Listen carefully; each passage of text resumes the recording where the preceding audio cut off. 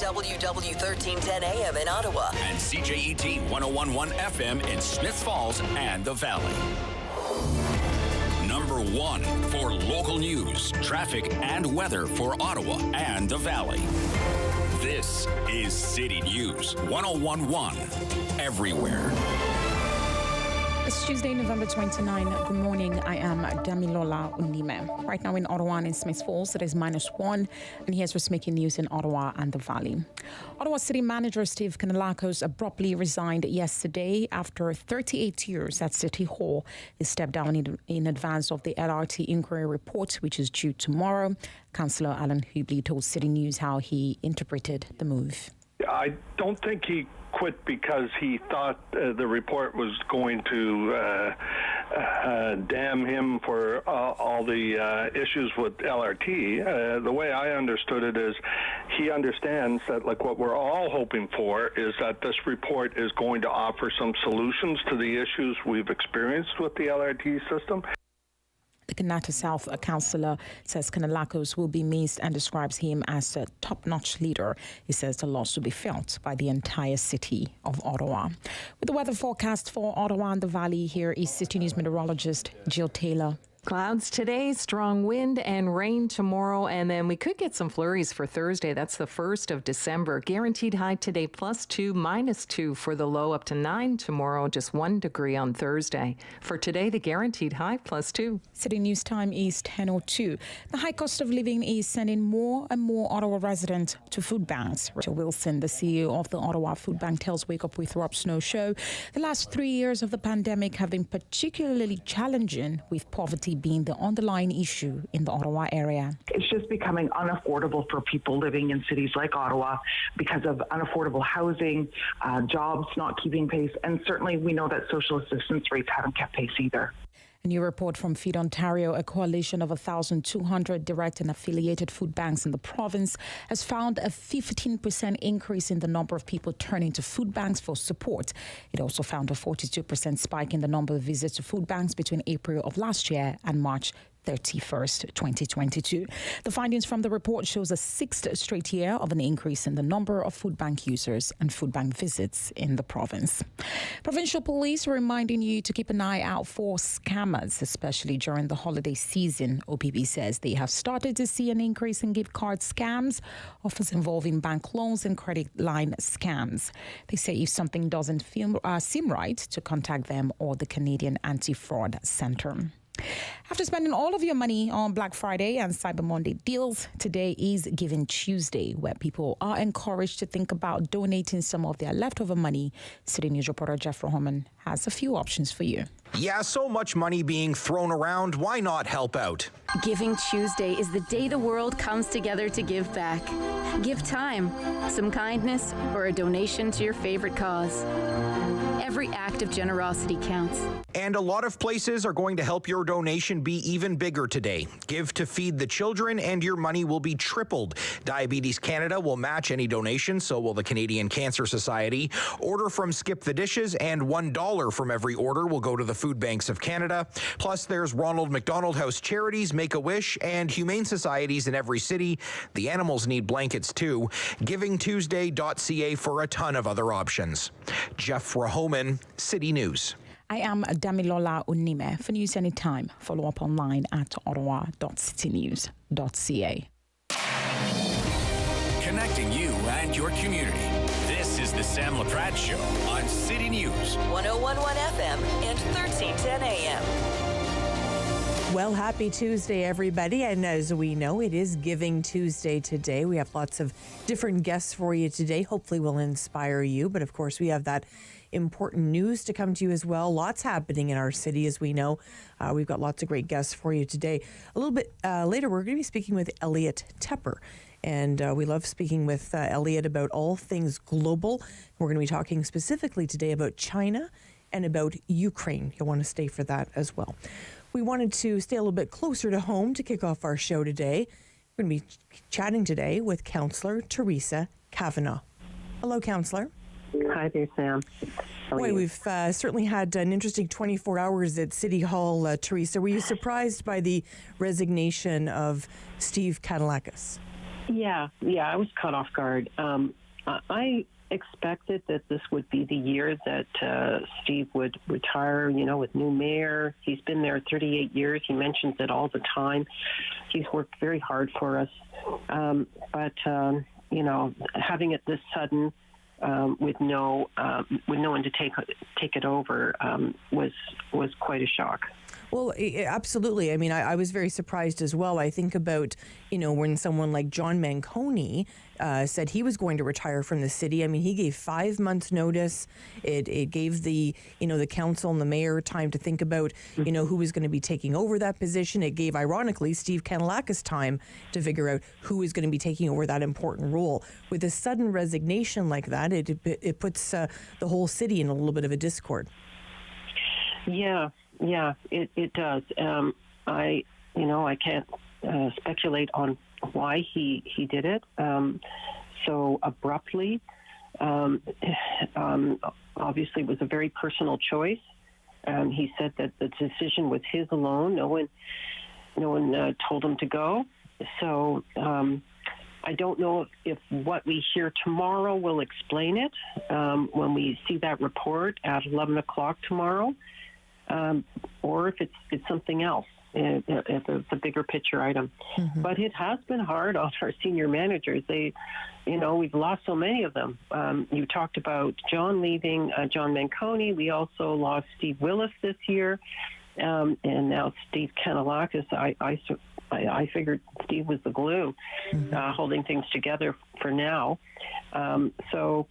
It's tough, but we have to move forward, and we have to work together, and we'll have to replace them. Teresa, what are you expecting to see tomorrow in terms of the LRT inquiry results? I think everyone's hinting pretty broadly that the city will have their fingers pointed at them, and the concerns we've had as councillors is the information that we received was not fulsome. That was the big complaint, is that we did not get all the information that it was.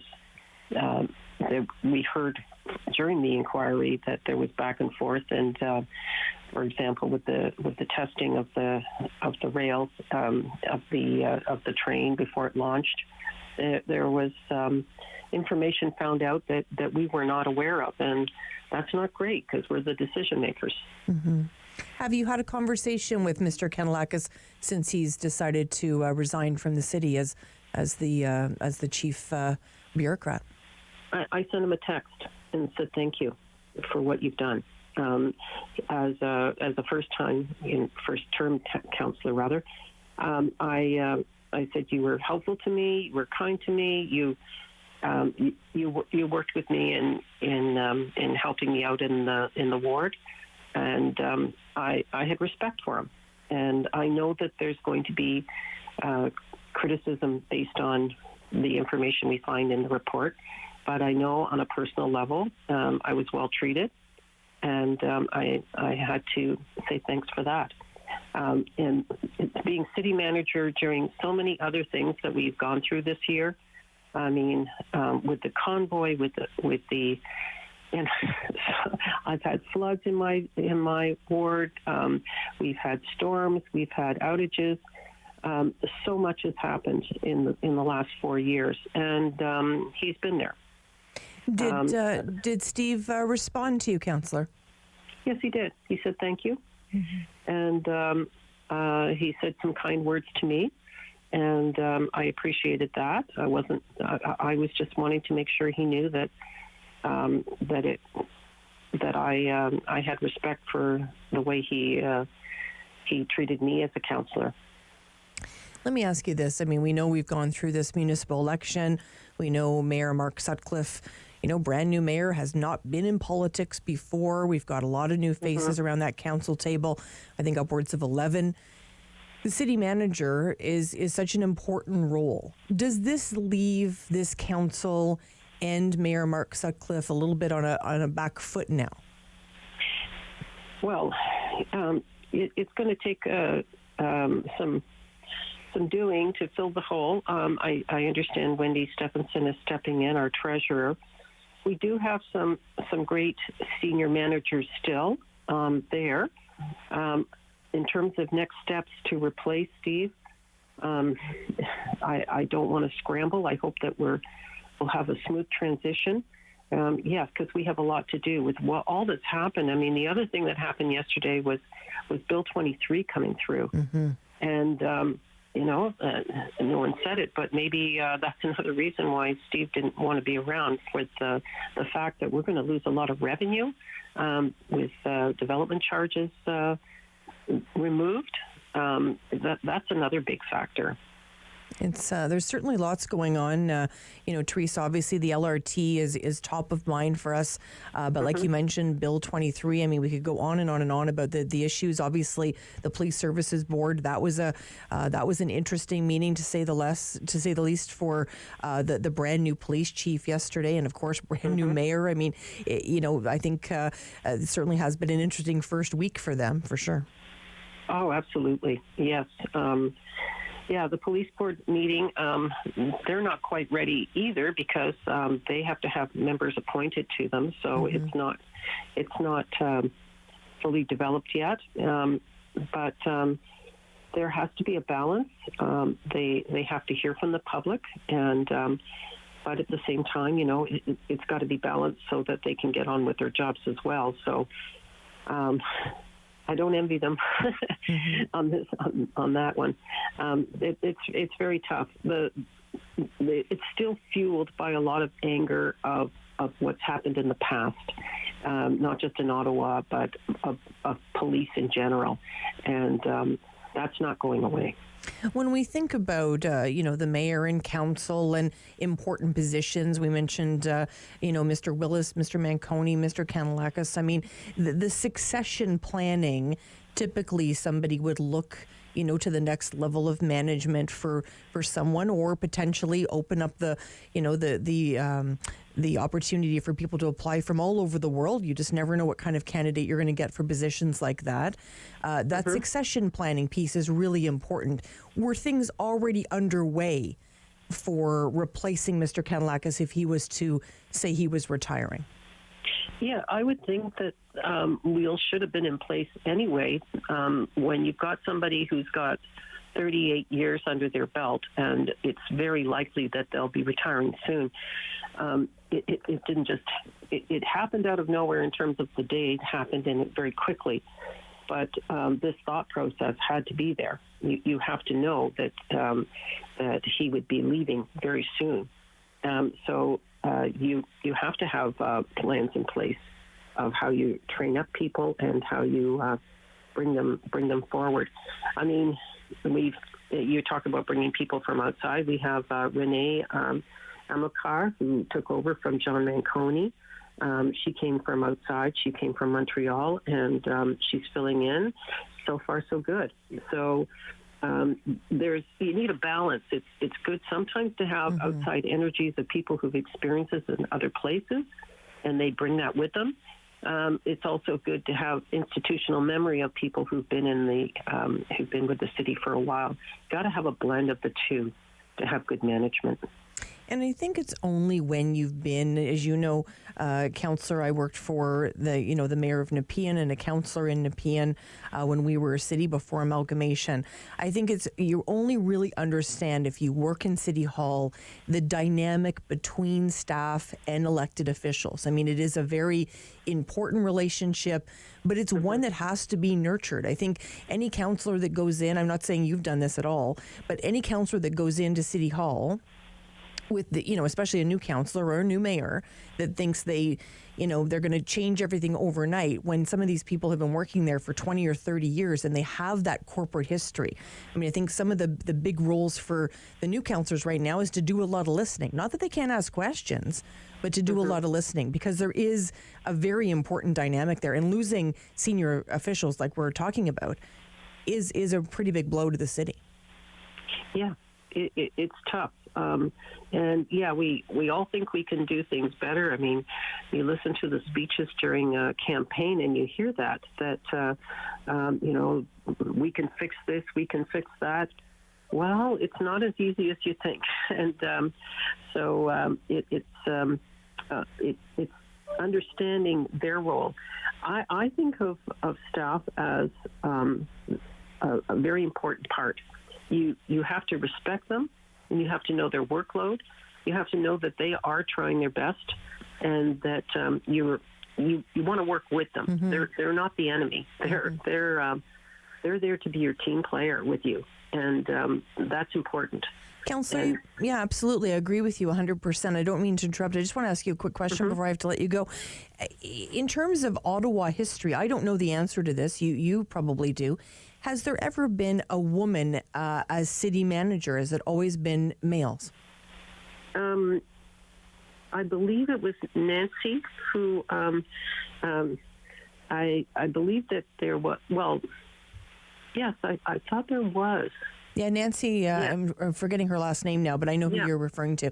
Yeah, I was just curious to see if there was ever a woman in that position. So we'll be following very closely, obviously. And Councillor, I really appreciate you coming on with me today. Let's stay in touch, okay?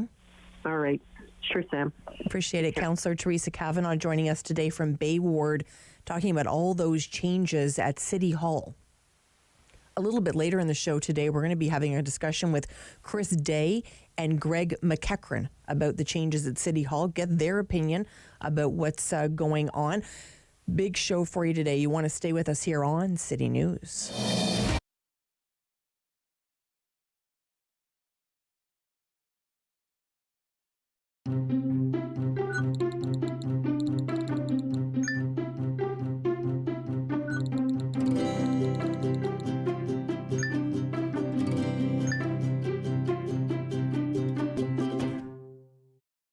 Play 4 games of bingo from the comfort of your own home each Monday at 7 p.m. for your chance to win money from our $2,000 regular bingo or $5,000 super bingo night. Kiwanis TV Bingo, Mondays at 7 p.m. on Rogers TV.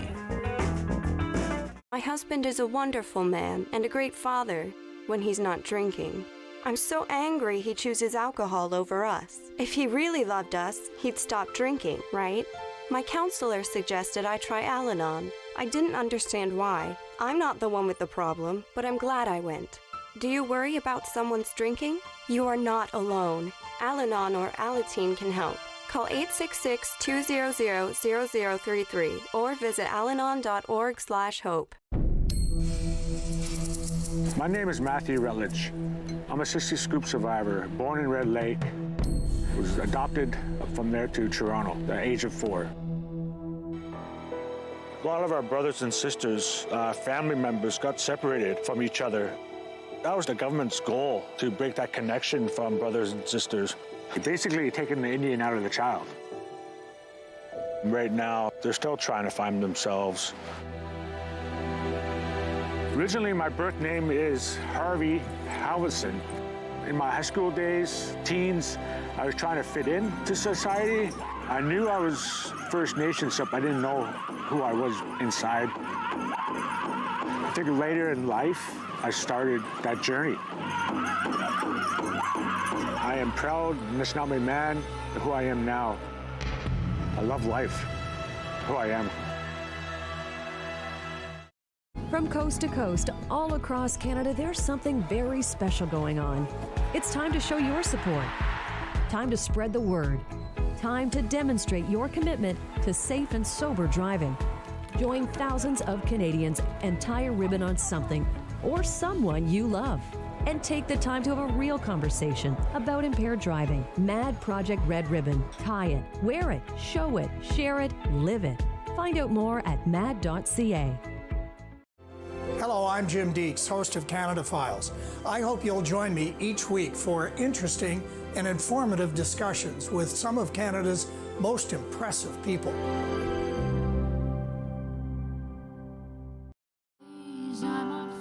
Hi, I'm Danielle Allard, and I am a proud Ottawa born and raised singer-songwriter, and I'm part of Encore Ottawa 3. I really hope you like the music and just come and see all of the talent that Ottawa has to offer.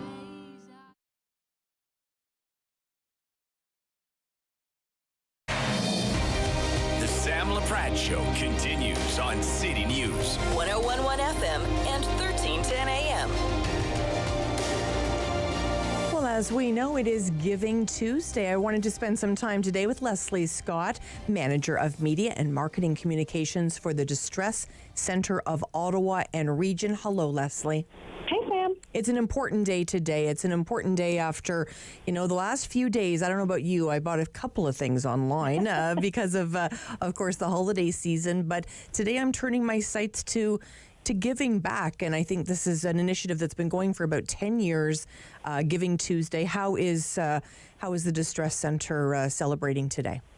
Well, we are encouraging anyone and everyone who's ever dealt with their mental health or has a family member or a friend who's dealt with their mental health to consider making a donation to the Distress Center of Ottawa and Region, which is Ottawa's 24/7 crisis and support line service, for Giving Tuesday to really make a difference in our own community for free mental health support. Such an important topic, Leslie. I mean, I think about before the pandemic, you and I used to have lots of conversations about the importance of mental health, and we've layered on this pandemic. And I don't know about you, Leslie, I just find every single day people are coming and saying, I need to take a bit of time off work. I need to, I need to seek counseling. I need to talk to somebody. Every single day I'm seeing it, not only in my own network, but I see it on social media. The time is now, Leslie. We have to really step up in this community. Absolutely. And, like you said, you nailed it on the head with the pandemic. It added this extra layer of stress and anxiety and depression and isolation to so many people. And, we're not out of the pandemic yet. We're still dealing with the aftermath of the last 2.5 years. Mm-hmm. And, now we're compiling on this triple threat with COVID, RSV, and influenza, and our hospitals are overrun. Our kids are sick at school. And there's just so much happening. And, I see it too, people saying, I need to take some time off work or I'm taking a personal day. And I think this is going to become more and more, quote unquote, normal for people to step up and say, and the stigma is sort of falling to the wayside of this. Mm-hmm, absolutely. And what's the easiest way for us to give today, Leslie? So you can go right on Canada Help's website. So that's canadahelps.org, canadahelps.org, and just search for the Distress Center. You'll find us come up, and then you can make your donation there. And there's lots of different ways you can do it. You can do it a one-time donation today, and Canada Helps will match 1% of your donation. You can choose monthly. You can choose annually. There's so many different ways for Canada Helps to do this. Mm-hmm. Such an important time, Leslie, and I wish you all the best in your quest today through Giving Tuesday to try and raise as much money as you can. And I'll be thinking about all of you, and hopefully we've inspired someone today. Thanks, Sam. Really appreciate it. Always a pleasure. Leslie Scott joining us from the Distress Center of Ottawa. We wanted to also spend some time today with Barry Stein, president of the Colorectal Cancer Canada. How are you, Barry? Good morning. How are you? Great. You have done some incredible work across the country. And as you know, Barry, this is a cause that's very near and dear to my heart. I've lost 2 girlfriends to colorectal cancer. And so I want to try and inspire someone today. Tell us how you're celebrating Giving Tuesday. Well, I'm celebrating Giving Tuesday by actually speaking today at various causes, also with industry today, telling them about what we do and the importance of getting screened in Canada for colorectal cancer with a simple fecal immunochemical test. And as you know, in Ontario, there's a provincial program, and a lot of people have put that off during the pandemic. So it's really important to get screened. It's a simple home-based test, and it's free of charge from the government, and it's something that could actually save your life. And something I wish I had done earlier before I was diagnosed with metastatic cancer. Absolutely, Barry. Thank you for sharing that. And as you know, Colorectal Cancer Canada and are going to partner with me for the countdown to the colonoscopy. So Barry, I've put my own colonoscopy on hold, and I shouldn't have. I should have proceeded with that. So I'm not wasting any more time now. We have a referral in to get a colonoscopy for myself. I'm 51, and I need to get one done. So we're going to take about 6 weeks. And over that 6-week period, we're going to share the whole process in terms of preparing for it. We're going to have lots of different guests, including yourself, Barry, to really talk about this subject, because I think, to your point, it really is something that a lot of us have put off at the best of times, let alone through this pandemic. So I'm hoping we can inspire someone else to get their colonoscopy. If it's on the to-do list and it keeps falling to the bottom, let's make sure people are putting it at the top of the list. Right, and I think we should remind everybody that the first test to do for people at average risk, meaning you have no signs or symptoms, or a direct family relative like your mother or your father, the first test is to use the fecal immunochemical test, and if that comes back positive, then you go on and you do a colonoscopy, which is a really simple, test, and they give you fantastic drugs. Actually, I go back sometimes just to get the drugs, never mind the colonoscopy. That's how good they are. Right. But it's for those who are at increased risk, for those who have a sign or a symptom or a direct family relative, which puts them at higher risk, or perhaps they have a genetic syndrome, for example, then that first line of screening will be a colonoscopy. And as I said, simply removing a polyp with a colonoscopy can save your life. Absolutely, beautifully said. And even, I think it's as soon as you turn 50, you start getting those letters about that test that you should proceed with that. So even people are putting that off, Barry. So we don't want to see them put that off.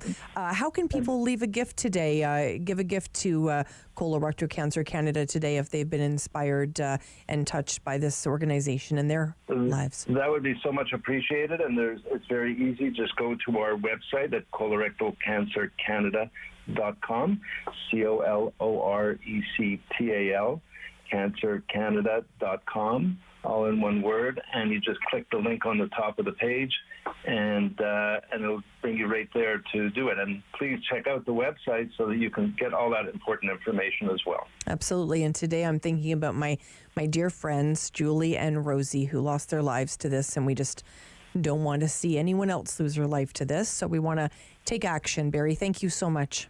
Right, and what a great way to honor your friend and your relatives, and those who unfortunately may have passed away, but also encourage others to get screened. It's a great way to do it, especially with the holiday season approaching. So thanks so much for this. Thank you so much, Barry. Barry Stein joining us, president of Colorectal Cancer Canada.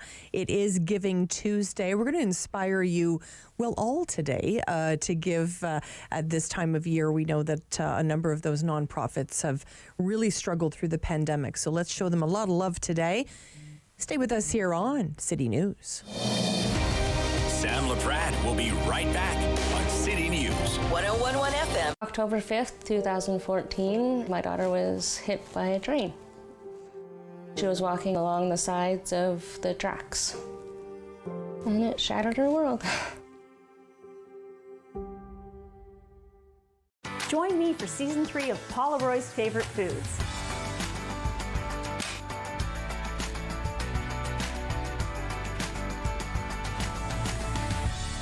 Whew, that was a lot. I think I need a nap.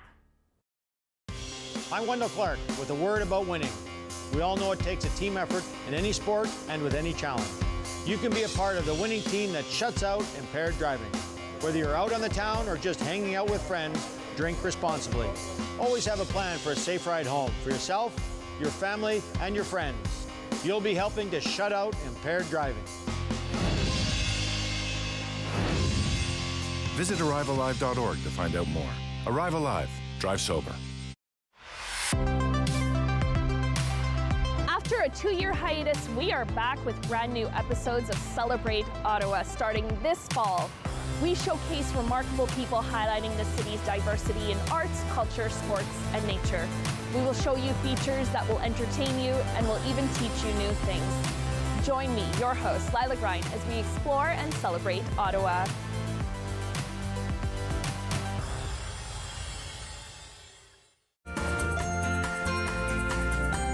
Join us on the next Simply Cooking by Chef, where I scream, you scream, we all scream for ice cream. I'll make it right before your eyes. I'm getting shivers just thinking about it. Every year, dozens of Canadians are killed or seriously injured because they take risks around railway tracks. Talk to your loved ones about rail safety. Visit stoptracktragedies.ca.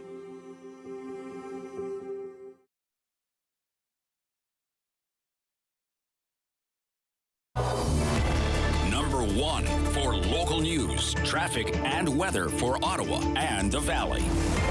This is City News 1011 everywhere. It's Tuesday, November 29th. Good morning. I am Damilola Unime. Right now in Ottawa, it is -1. In Smith Falls, it is 0. And here's what's making news this hour. The Canadian economy grew at an annualized rate of 2.9% in the third quarter.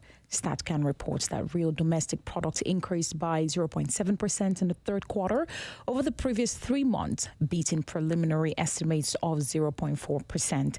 According to the report, economic growth was led by an increase in export, non-residential structures, and business investments in inventories.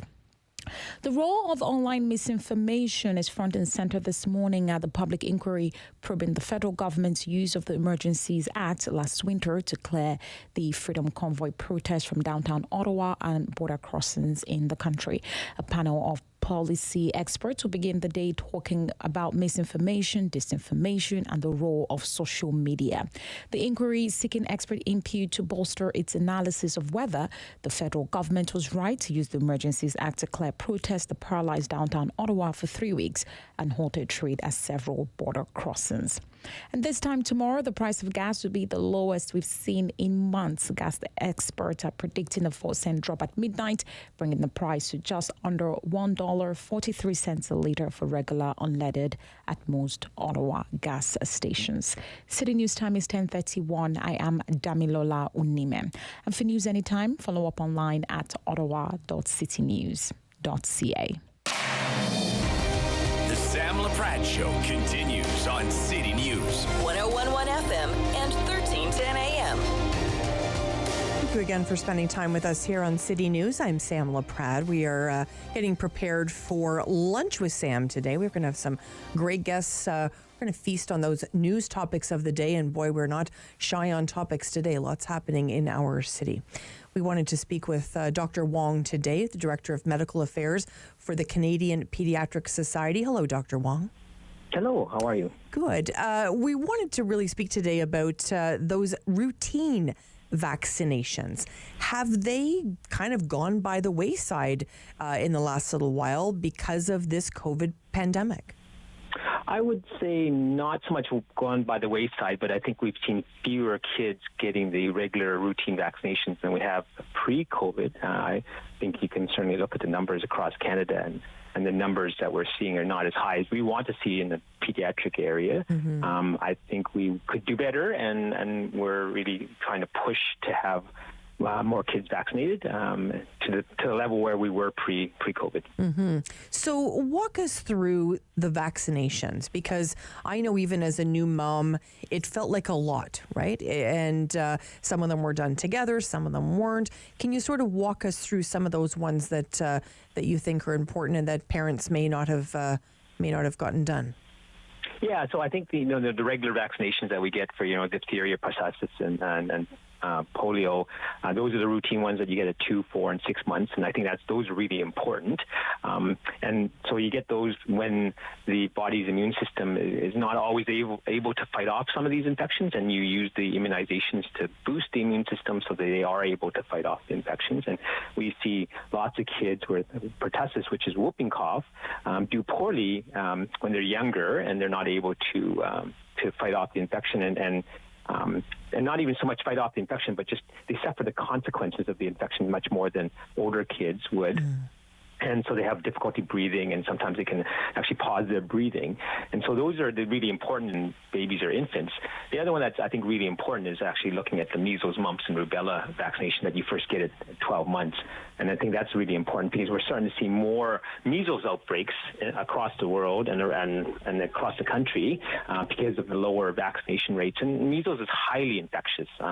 It's interesting because if somebody who has measles is infectious is in a room, you could catch measles an hour and a half later walk into a room if you're not immunized. So it's highly infectious, and it has serious consequences if you get measles.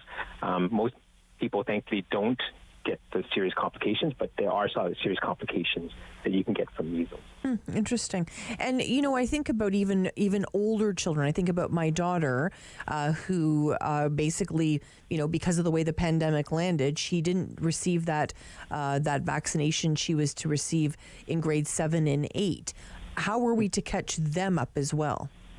Yeah, and I think that's really important to talk about, because a lot of kids were delayed during the pandemic because public health was swamped, and they were expected to do everything, including what they were doing previously, and they just didn't have the manpower to do that. And so I think it's important that parents recognize that their kids are behind, and to actually talk to their physician if your physician is the one who's giving the vaccinations, or public health. In certain provinces, it's public health that does the vaccinations.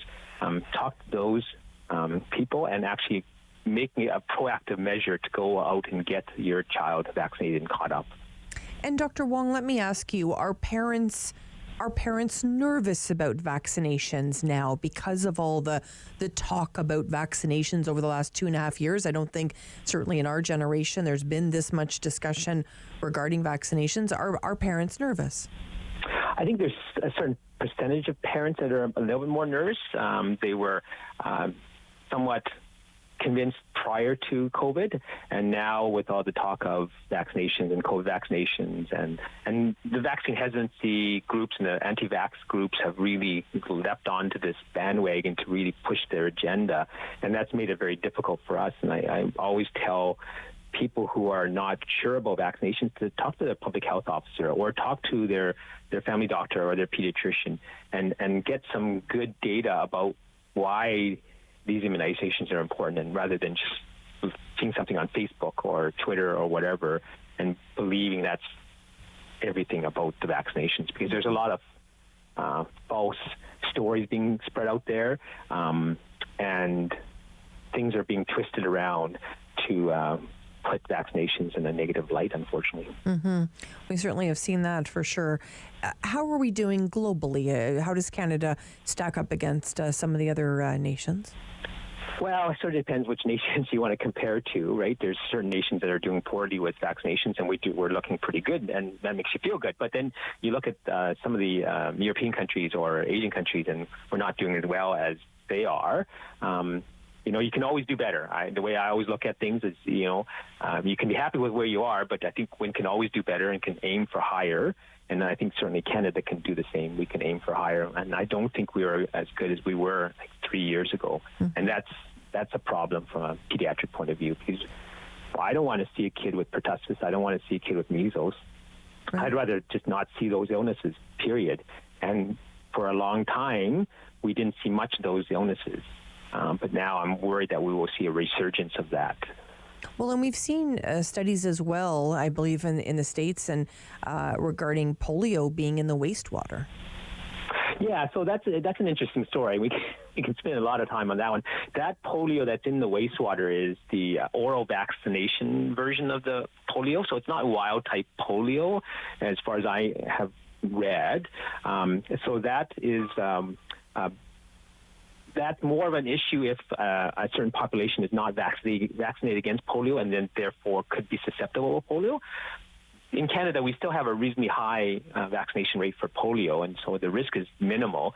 It's certain populations that don't have the vaccination rates for polio, and somebody comes in from overseas into that population and then passes the polio. That's where the concern is.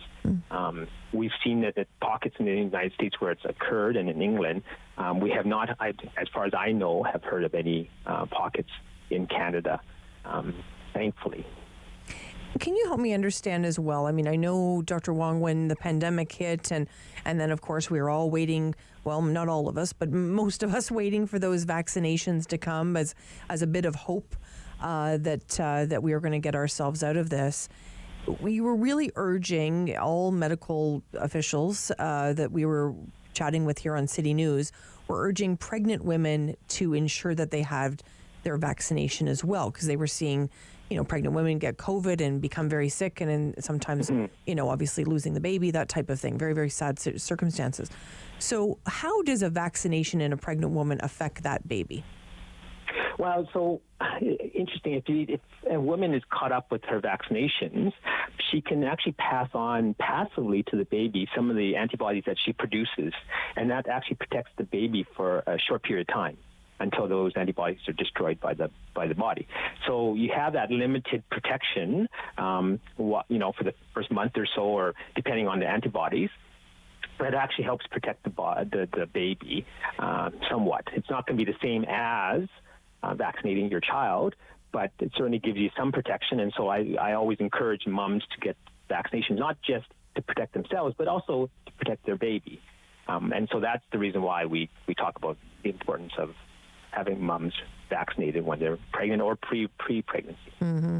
When Dr. Wong, when you were in medical school, did you think that so much of your job would be trying to convince people to get vaccinations? I mean, I think that's, I think about every doctor I've talked to in the last 2.5 years, it's become such a theme.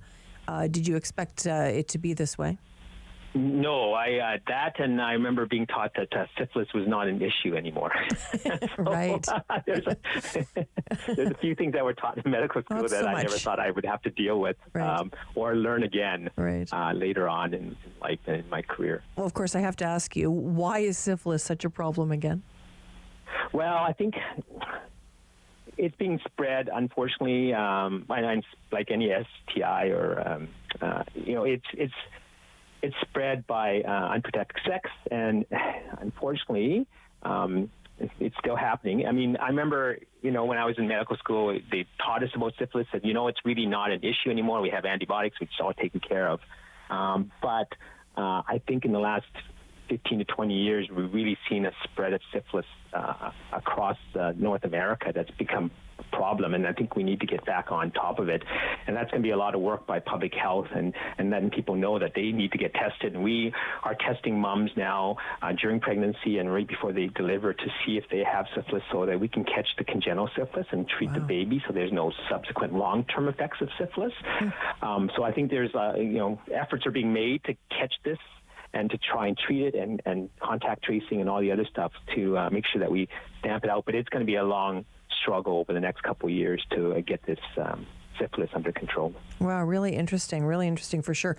Anything when you speak with parents, what's the one thing that you want to make sure parents walk away with after they've spent time with you as a doctor?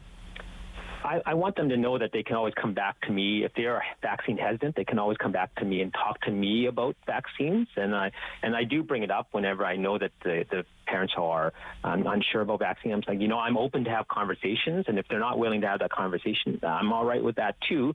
But I do bring it up, and I do ask them to say, if you need questions answered about the vaccine, and it may take 3 or 4 or 5 visits before they feel comfortable asking me that question, I'm happy to answer those questions. Mm-hmm. So that's the important part, is that there is a relationship, that they can come to me and talk to me about these issues if they want to. And to your point earlier about just, lots of false information out there. I mean, these conversations, these important relationships that you build with trusted people in the field, I think that's where, where it's going to be won, right, is through that patient communication.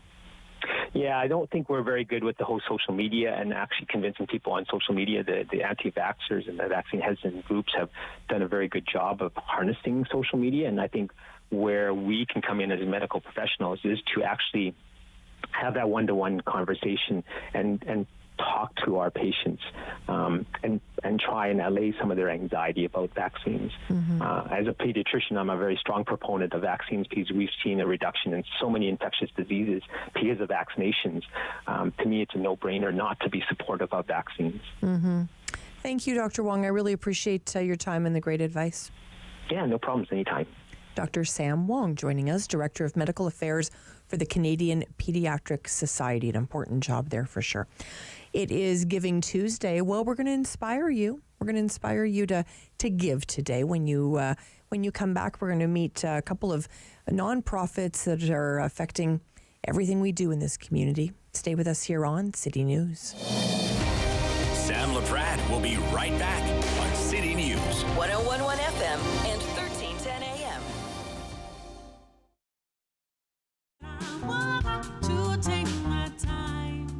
Hi, Hi, my name is Kelly Lee Evans, and I am so excited to be performing for Encore Ottawa 3.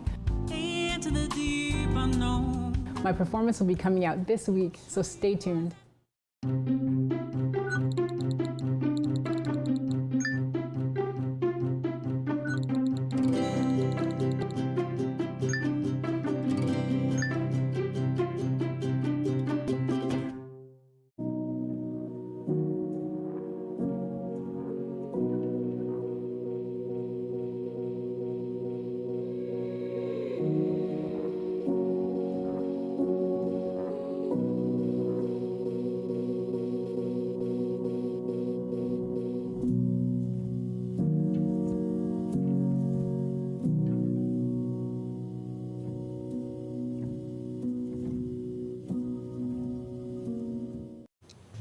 On Tuesday's Daytime Ottawa, Heather Garrett from Planet Botanics will be joining us on the show. She's going to show us some great local and fairly traded gift ideas as well. If you're looking to decorate the home over the holidays, you don't need to break the bank. We'll tell you how you can do just that in an affordable way. And of course, when it comes to the holidays, sometimes we leave our pets out of the conversation. Don't do that. We love our pets. We'll tell you how you can include them in the holiday season. Hi, I'm Meg from AIM Fitness, and I'm here with my buddy Fit Finley. Join us every week for Fit Over 50. We'll take you through some low-impact and high-intensity workouts designed to improve your strength and your balance. All you'll need is a resistance band, some light hand weights, and also your water bottle and a sturdy chair. Tune in right here on Rogers TV and let us be part of your weekly routine.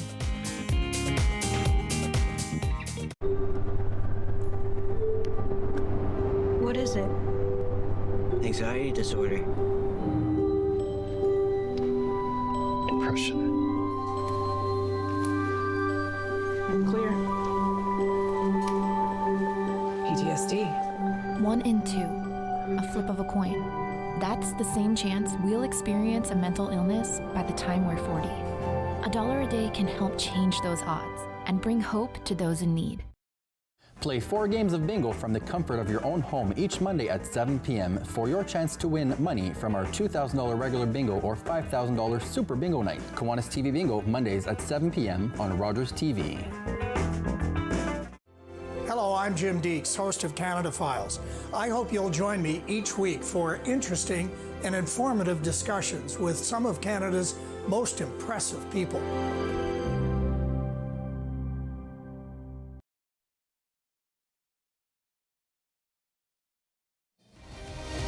Laprade Show continues on City News. 101.1 FM and 1310 AM. Thanks so much for spending time with us today. We're chatting with Erin Filey Wernecki. How are you, Erin? I'm good, thanks. How are you? Did I completely mess up your name, my friend? No, you got there eventually. Okay, perfect. I had I made the mistake of combining two names that people never pronounce correctly together. There you go. It was painful for me, so hopefully it wasn't painful for you.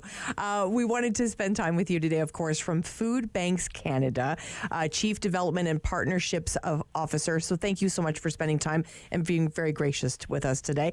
It is Giving Tuesday. You've been thinking about this day all year long. What does Giving Tuesday mean to you today? So Giving Tuesday was created about 10 years ago as sort of a bit of a reaction to kind of some of the, commercialism we've seen over the last few days.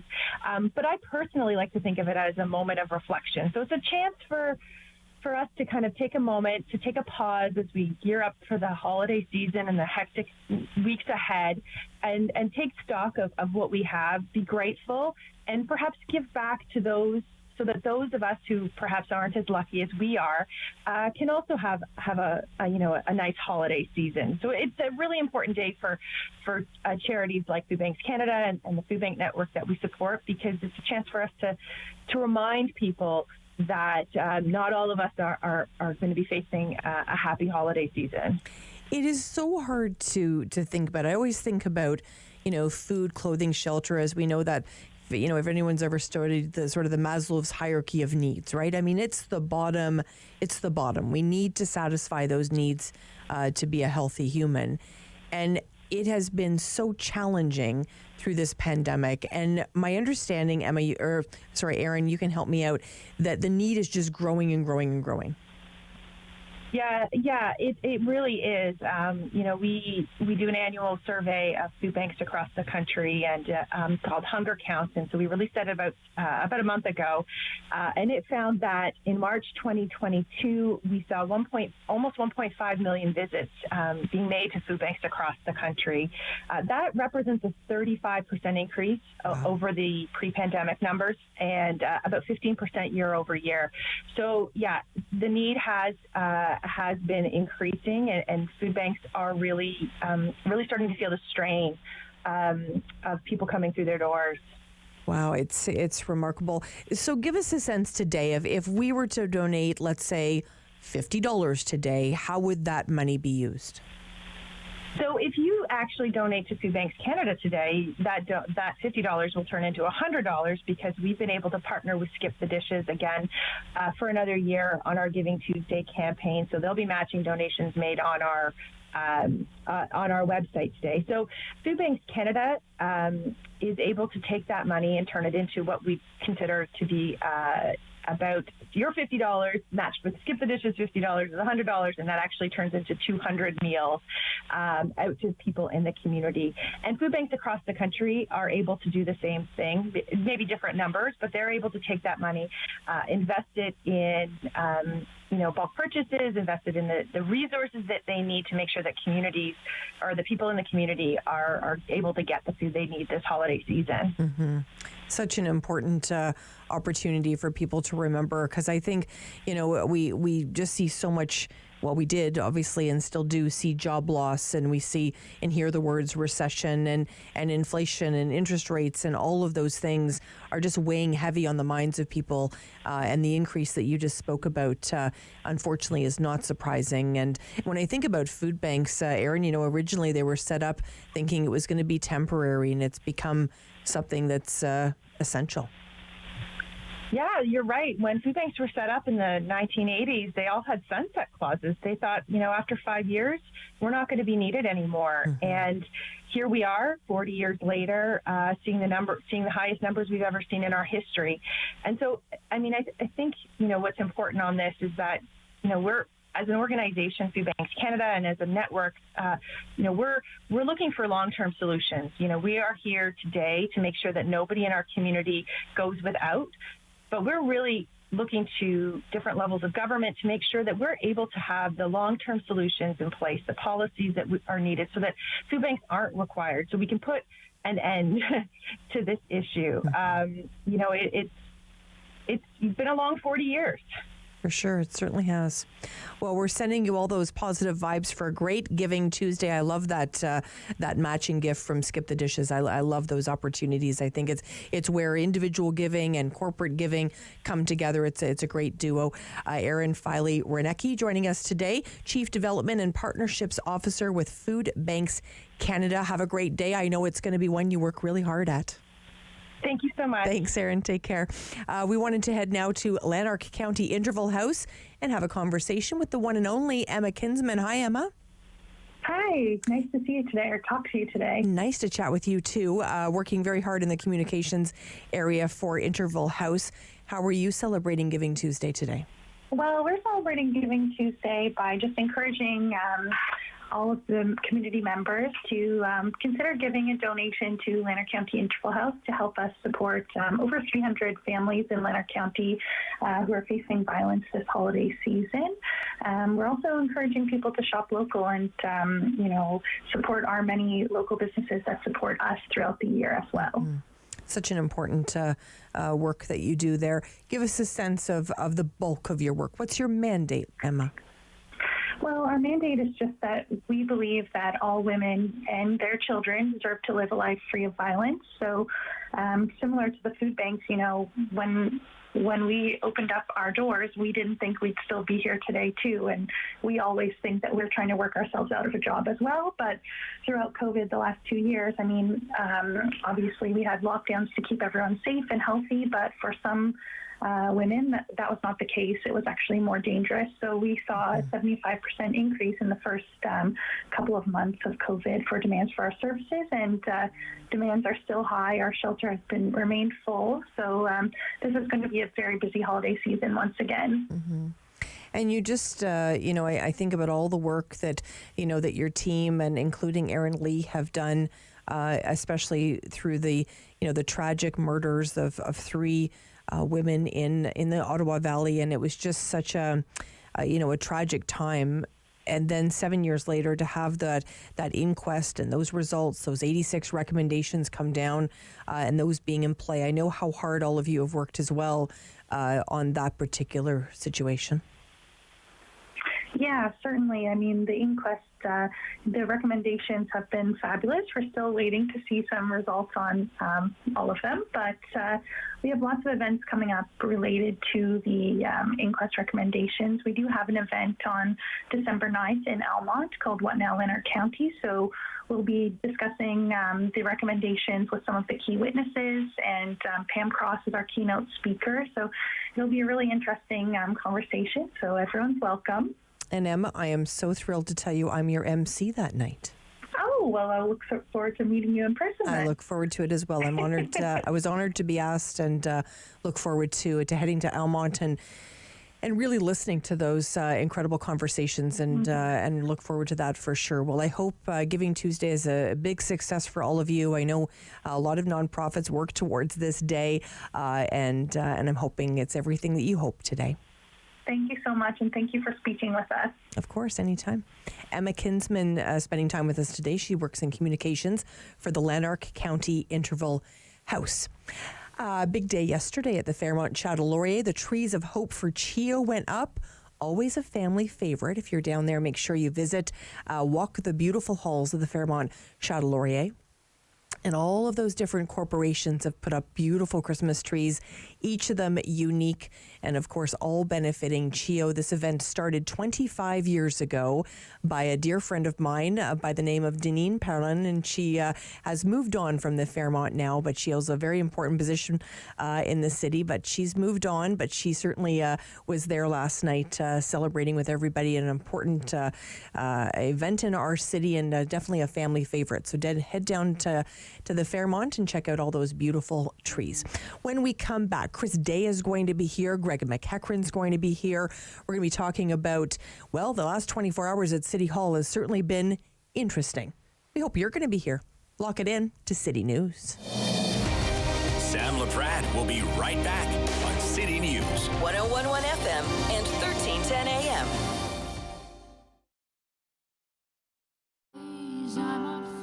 Hi, I'm Danielle Allard, and I am a proud Ottawa born and raised singer-songwriter, and I'm part of Encore Ottawa 3. I really hope you like the music and just come and see all of the talent that Ottawa has to offer. October 5th, 2014, my daughter was hit by a train.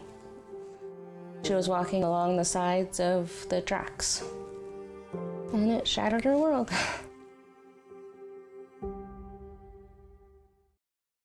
For 25 years, you've been helping to make our roads safer by doing the right thing.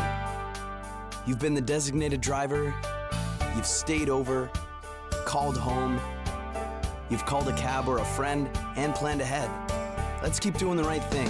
Support sober driving by getting yourself and your friends home safely. Do the right thing. Visit ArriveAlive.org to find out more. Arrive Alive. Drive sober.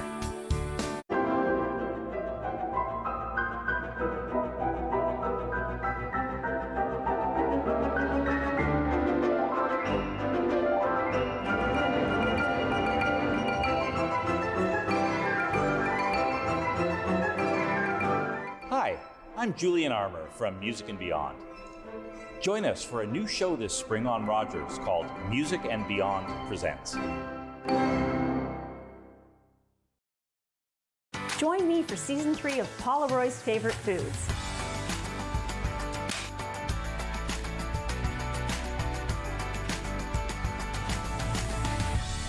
Whew, that was a lot. I think I need a nap. Join us on the next Simply Cooking by Chef, where I scream, you scream, we all scream for ice cream. I'll make it right before your eyes. I'm getting shivers just thinking about it. WW 1310 AM in Ottawa. And CJET 1011 FM in Smiths Falls and the Valley. Number 1 for local news, traffic, and weather for Ottawa and the Valley. This is City News 1011 everywhere. It's Tuesday, November 29. Good morning. I am Damilola Unime. Right now in Ottawa, it is -1. In Smiths Falls, it is 0. And here's what's making news in Ottawa and the Valley.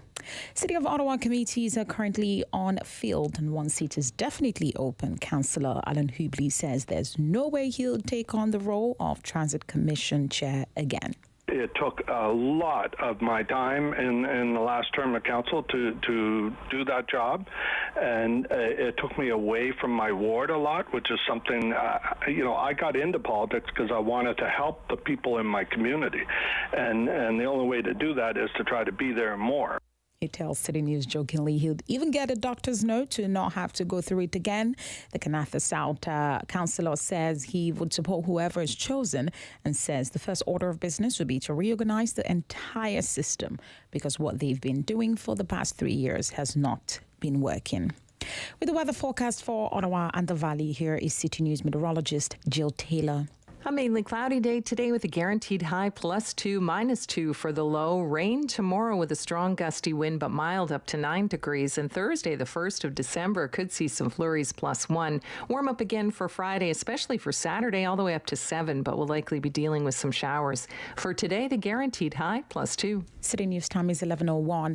Advocates say Ottawa's new police chief has some work to do to gain the community's trust after last winter's Freedom Convoy protest and to overcome concerns about his own past. Eric Stubbs began his tenure in the position just over a week ago, having previously served as Assistant RCMP Commissioner in BC, where he helped oversee the response to the Wet'suwet'en protest. The Mounties' harsh crackdown on Indigenous protesters who oppose construction of a natural gas pipeline on traditional lands has the Ottawa Aboriginal Coalition concerned, and they say he needs to build strong relationships with local Indigenous communities. Stubbs attended his first meeting with the Ottawa Police Services Board Monday. A new report from Feed Ontario is shedding light on the issue of food insecurity in this province and in the Ottawa area. Providing people with more food isn't going to solve the issue.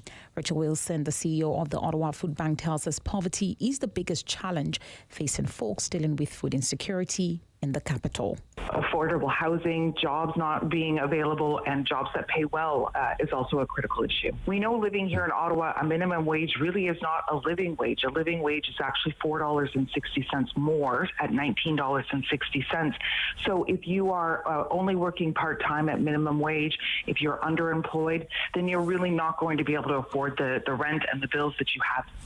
And the organization is calling on the Ford government to invest in government assistant housing and improve social assistance programs. Wilson says about 60% of people who use food banks in Ottawa are on some sort of social assistance, and if the government provides them with more funds, they won't have to rely on food banks. And today is Giving Tuesday, a day that encourages people to give back to the community, with many local charities like the Ottawa Humane Society participating this year. Stephen Smith from the Ottawa Humane Society says Giving Tuesday is a donation opportunity for our community, as a charity is caring for a high number of animals who need our help. I'm not sure if you saw last week, but we did bring in 27 cats into our care in just a single day, and there are still so many more animals who need our help and our community support. Smith tells City News all Giving Tuesday donations will be matched by an anonymous donor, and the community support is especially important right now as more animals need care over the cold winter months. I am Damilola Unime, and for news anytime, follow up online at ottawa.citynews.ca. The Sam Laprade Show continues on City News 1011 FM and 1310 AM. Well, the last 24 hours has certainly been interesting at Ottawa City Hall. We know that Police Services Board meeting last night was quite interesting, as well as the resignation of Steve Kanalakis, the city manager. seem to come out of nowhere, although we know that the LRT inquiry results are going to be shared tomorrow with council at about 11 o'clock, about 24 hours from now. So we'll be covering that, of course, for you tomorrow here on the Sam Laprade Show here on City News. I wanted to have a conversation about all of these things with Chris Day, president of Winston Wilmot, as well as Greg McEachran, senior vice president of Proof Strategies Inc. Hello, gentlemen. Good morning, both. Good morning. Seems to be a very, very busy 24 hours, as we mentioned. Chris, were you surprised at the resignation of Steve Kanellakis? I was surprised at the timing of it, for sure. He's got about 6 months left in his current contract. He's got 38 years in. This has been a very, very difficult 7 years for him. I mean, think of all of the things that Steve has been at the helm for in terms of emergency responses, in terms of the big issues that the city has dealt with over the last number of years. I think he's led a huge workforce, a very complex organization, to the best of his abilities, and has done, a commendable job at bringing about some culture change at City Hall in his tenure. I was surprised that he didn't say, I'm sticking it out till the end, or at least the new year, because of some very big things that are happening right now. Budgets being drawn up, a new council being transitioned in, half of those new people, brand new councillors and new to the role, a new mayor, and a whole new slate of people at the top of the city's organizational chart who could probably use his experience in leadership. So very surprised at the timing, and not a surprise to the outcome. Timing really is everything. Greg, were you surprised? I was. He's pretty much the last person, standing that, had the deep involvement. But, I think my mind and a lot of people who watch City Hall quickly went to, what current circumstances could cause such a rush to the exit. And as you said, in a day we'll know the report. Back in June, there were some revelations about that testing was not going well in the LRT, and that information was never shared. What's interesting, Sam, is in the news clip at the top of the hour that led into this, I believe Councillor Hubley was emphatically saying that he didn't no longer want to be chair of transit, which is interesting because one of the three areas during the election that he wanted to focus on was transit. So, I don't know if people have been provided advance copies. I've seen some speculation around that on Twitter. The resignation certainly seems to indicate that there's something bad coming. And in terms of Councillor Hubley, the last time we talked just after the election, I chatted about of all the incumbents, he was the one who really struggled. And had it not been for a very strong three-way race, he might not have won. He won with 34% of the vote. And in 2014, he won with 85%. So, obviously there are some, memories and around LRT that are not positive for I think people in his ward as well as throughout the rest of the city. Mm-hmm.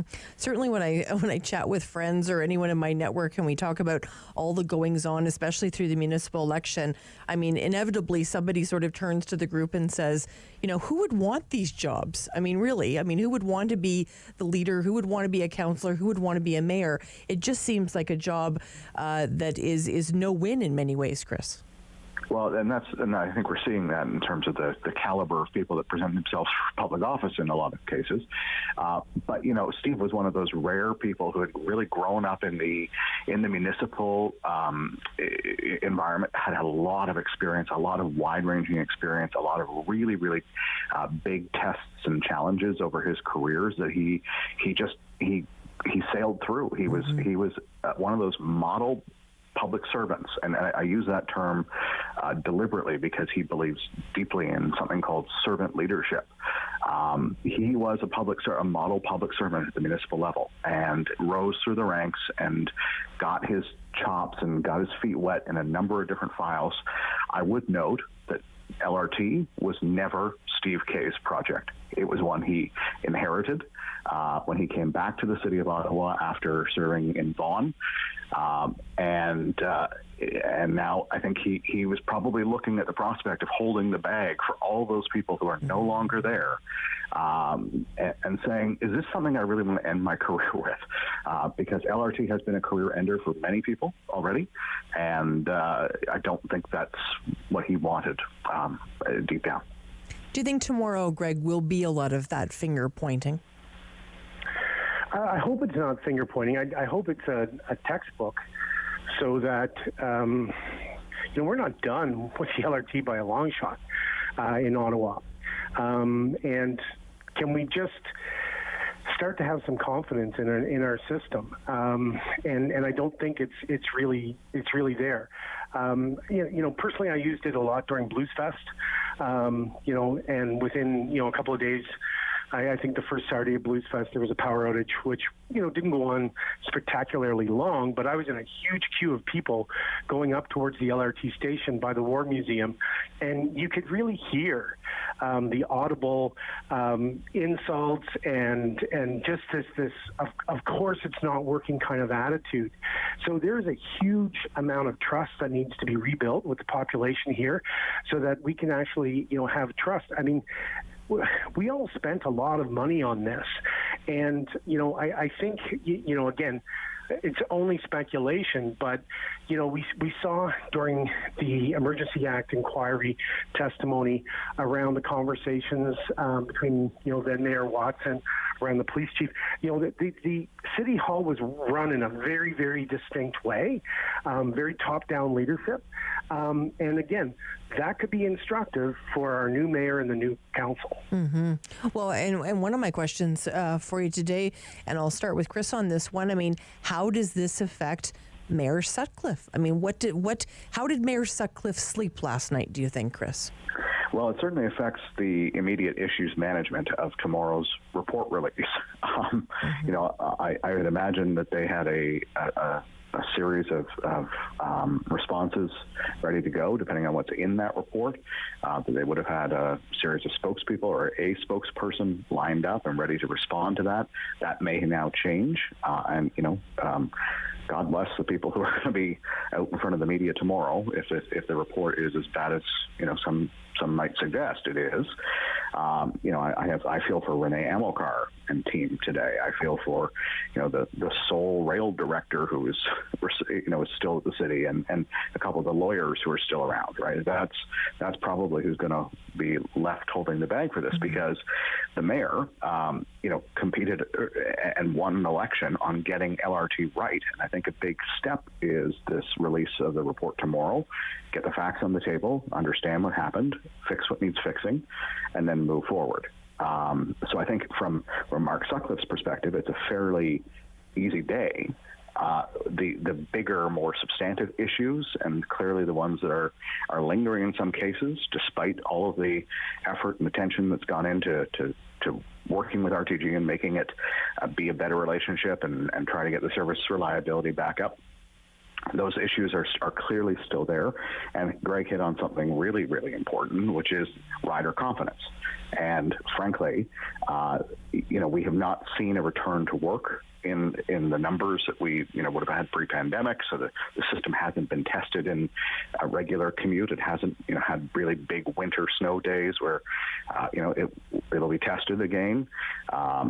There are some big events where it has failed. I was on the LRT coming back from a Blues Fest show, and it stopped because of something at a station further down the line. So, I think we all have those LRT stories, and until we address the real confidence issue that riders have in this thing, phase 1, phase 2, phase 3, etc., we're going to be spending a whole lot of money, and we probably won't have a whole lot of riders. Greg, how does the resignation of Steve Kanellakis affect Mayor Sutcliffe? Well, it leaves the new mayor in the driver's seat. Someone is going to have to comment and give a response to the report. And again, we're it's very speculative at this point. The other challenge, I think, for the new mayor is who he seeks out for staffing. He's announced his principal secretary, who's worked in Mayor Watson's office for about 4 years. And I want to give, Mr. Stringer a fair chance. But there was, for full disclosure, I did not work on any campaign during the municipal election. But there was certainly a perception that a lot of the people that were around Sutcliffe had been around Watson. And actually, when I was approached, coincidentally, at Blues Fest about joining that campaign, the person who tried to do the sales job on me told me that, of all the Watson supporters that were supporting Mark, I guess that was supposed to be a selling point. And again, I chose not to get involved in any of the campaigns. But I think what Mark Sutcliffe has to do is make sure that he's putting his own stamp on his office, and saying, that things are going to be different. I was a big fan of Councillor Scott Moffat, and there were times where I'd have conversations with Scott where I'd talk about the so-called Watson Club, and it wasn't binary for a lot of people in Ottawa. There were things on if you want to divide a line down council, there was behavior on both sides that we all thought was appalling and didn't really reflect on the city and its residents very well. So I think the big challenge for Mayor Sutcliffe is to show that he's going to take what's in the report and learn from it and do things differently. And to Greg's point, if I can just jump in there, Sam, I think it's a really interesting opportunity for Mark Sutcliffe because, starting tomorrow when he's going to be asking council to vote for a new interim city manager in Wendy Stephenson, the treasurer, everyone around that table will then have skin in the game, right? Because they will have a vote, say yay or nay, to not only the interim, but then eventually the successor. And that is a really important opportunity for someone that has been created by Steve Kay's decision. Really interesting discussion. And there's one thing I learned today from both of you. I got to head to Blues Fest more. Thank you so much. Next July, I hope. Love Blues Fest. Love Blues Fest. On me, kids. Thanks so much, guys. I appreciate the time today. I know how busy you both are. Take care. Have a great day. Have a great day. Chris Day, President of Winston Wilmot, and Greg McEachran, Senior Vice President of Proof Strategies, Inc. Great conversation there with them. Lots to come. Stay with us here on City News. Sam Laprade will be right back on City News. 101.1 FM and 1310 AM. Hi, it's Sam Laprade.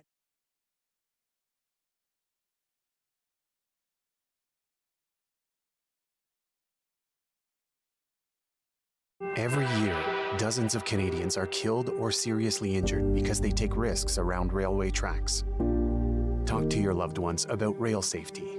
Visit stoptracktragedies.ca.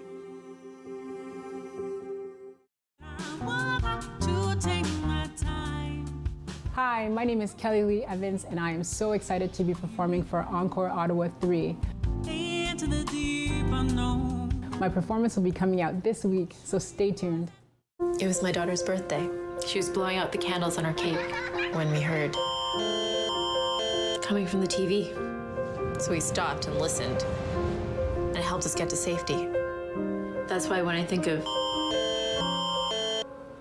my daughter's birthday, because now she gets to keep having them.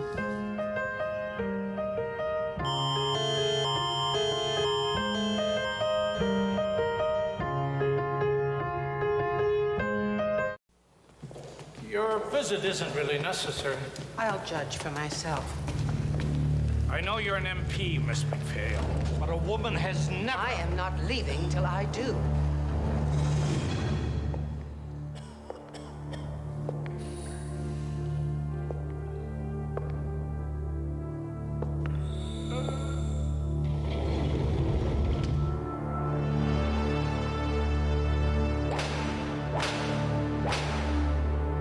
How can such a society be called civilized? If those appalling conditions don't change, that prison will explode!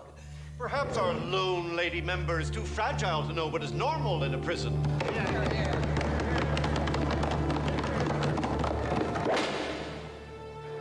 Is this normal?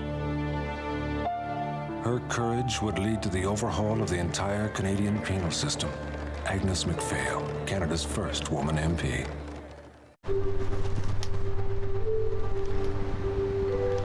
Bipolar disorder. Substance addiction. Bulimia. OCD. Want to swap?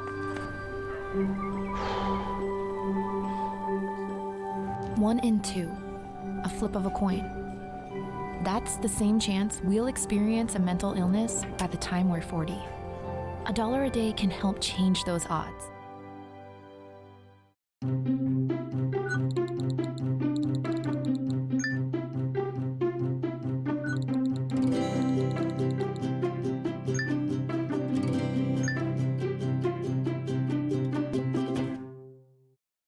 Play 4 games of bingo from the comfort of your own home each Monday at 7 p.m. for your chance to win money from our $2,000 regular bingo or $5,000 super bingo night. Kiwanis TV Bingo, Mondays at 7 p.m. on Rogers TV.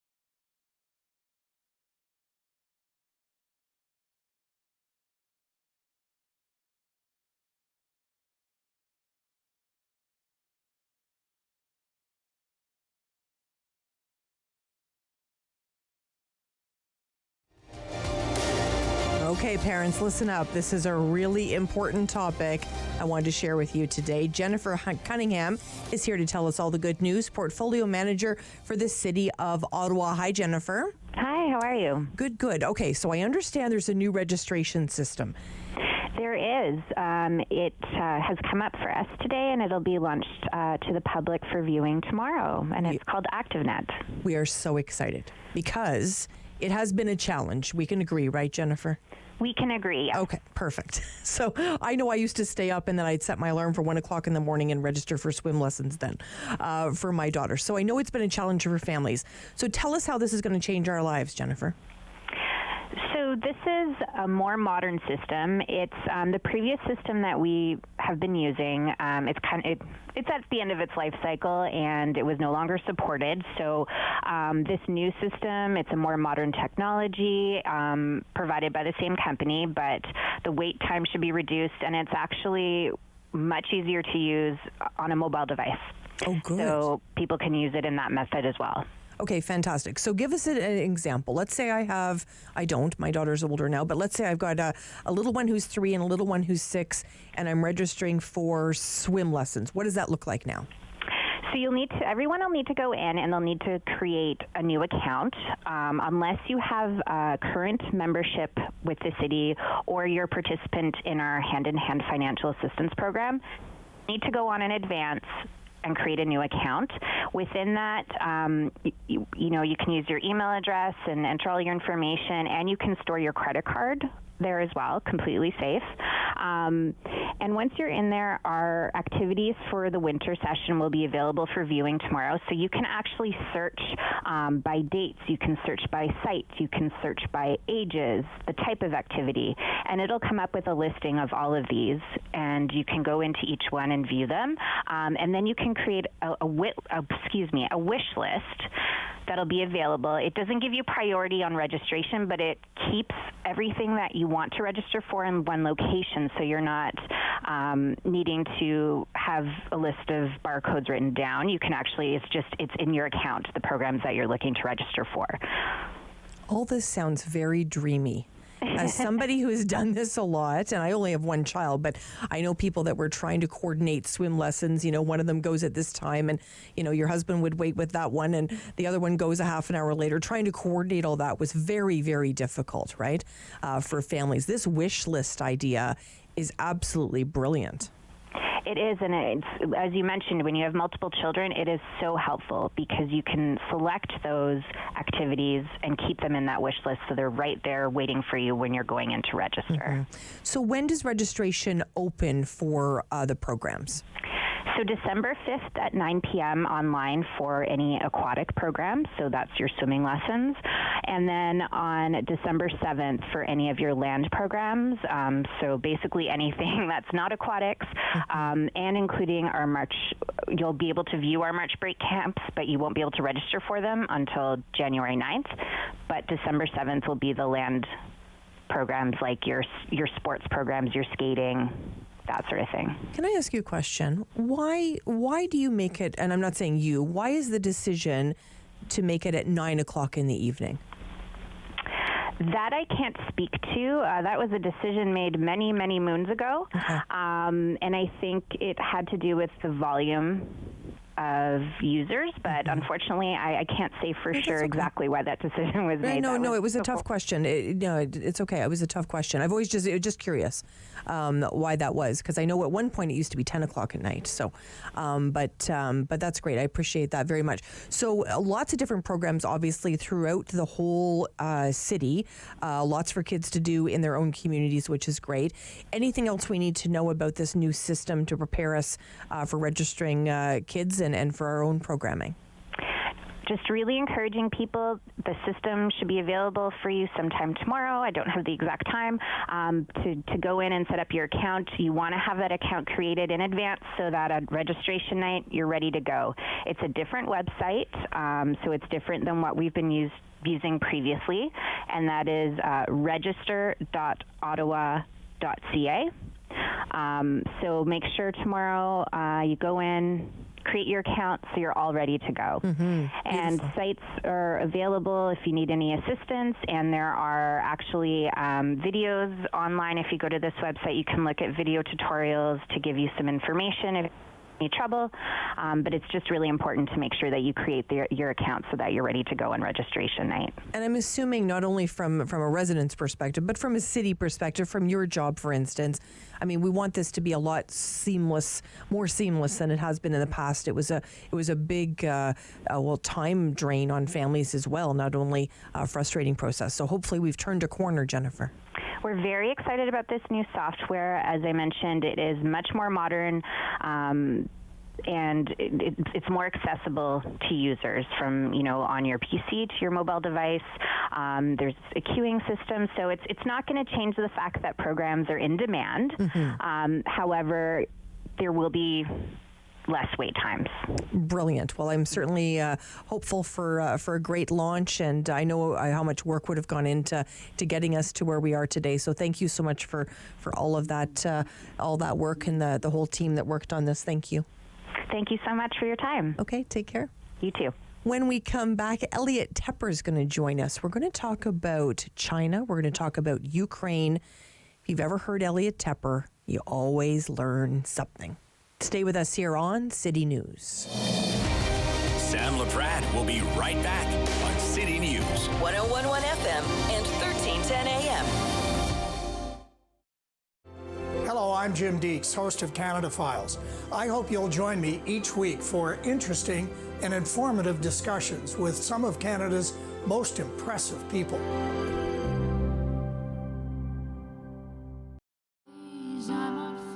Hi, I'm Danielle Allard, and I am a proud Ottawa born and raised singer-songwriter, and I'm part of Encore Ottawa 3. I really hope you like the music and just come and see all of the talent that Ottawa has to offer. Think it's okay to drive high? Think again. Drug-impaired driving is as illegal as drunk driving, and in Ontario, the penalties are the same. If police suspect you're driving under the influence of drugs of any kind, or a combination of drugs and alcohol, and you fail a roadside test, your license will be suspended immediately for up to 30 days. You'll pay a penalty of $198. And you can be charged with a criminal offense of impaired driving, the same as alcohol. Driving high is never okay. Once upon a time, in a nursery rhyme, there were 3 bears. 1, to 3 bears, and they went a walking in the cool woods atop. Rogers TV invites you to let your imagination roam as we present Ottawa storytellers. Each week, we'll present a collection of original creative stories and inspirations for children of all ages. Join us for Ottawa Storytellers on Rogers TV. October 5th, 2014, my daughter was hit by a train. She was walking along the sides of the tracks, and it shattered her world. Join me for season 3 of Paula Roy's Favorite Foods.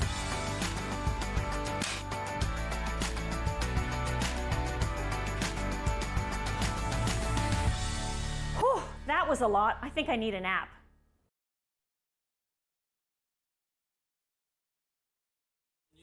Traffic and weather for Ottawa and the Valley. This is City News 1011 everywhere. It's Tuesday, November 29. Good morning. I am Damilola Unime. Right now in Ottawa, it is 0. In Smith Falls, it is 1 degree. And here's what's making news this hour. Today is Giving Tuesday, a day that encourages people to give back to the community, with many local charities like the Ottawa Humane Society participating this year. Stephen Smith from the Ottawa Humane Society says Giving Tuesday is a donation opportunity for our community, as the charity is caring for a high number of animals who need our help. I'm not sure if you saw last week, but we did bring in 27 cats into our care in just a single day, and there are still so many more animals who need our help and our community support. Smith tells City News all Giving Tuesday donations will be matched by an anonymous donor, and the community support is especially important right now as more animals need care over the cold winter months. And City News is attempting to raise money for the Snowsuit Fund. At last check, the jackpot was just over $30,000. The funds, 50-50, the funds from the 50-50 campaign will be used to purchase snowsuits to keep kids in our area warm this winter, while the winner of the jackpot takes the other half. Ticket starts at $10 and can be purchased at snowsuitfund5050.com or text money to 55555 to get the link sent to your mobile phone. We're also partnering with Canadian Tire for this campaign. So if you buy a ticket before 8:30 a.m. on Friday, December 9th, you'll be entered into a draw to win a Canadian Tire gift card worth $1,000. City News time is 11:32. I am Damilola Unime. And for news anytime, follow up online at ottawa.citynews.ca. The Sam Laprade Show continues on City News 1011 FM and 1310 AM. Thank you so much for spending time with us here on City News. I'm Sam Laprade. We talk about a lot of different things on this show, and one of my favorite people to speak with is Elliot Tepper. The World with Elliot Tepper. How are you, Elliot?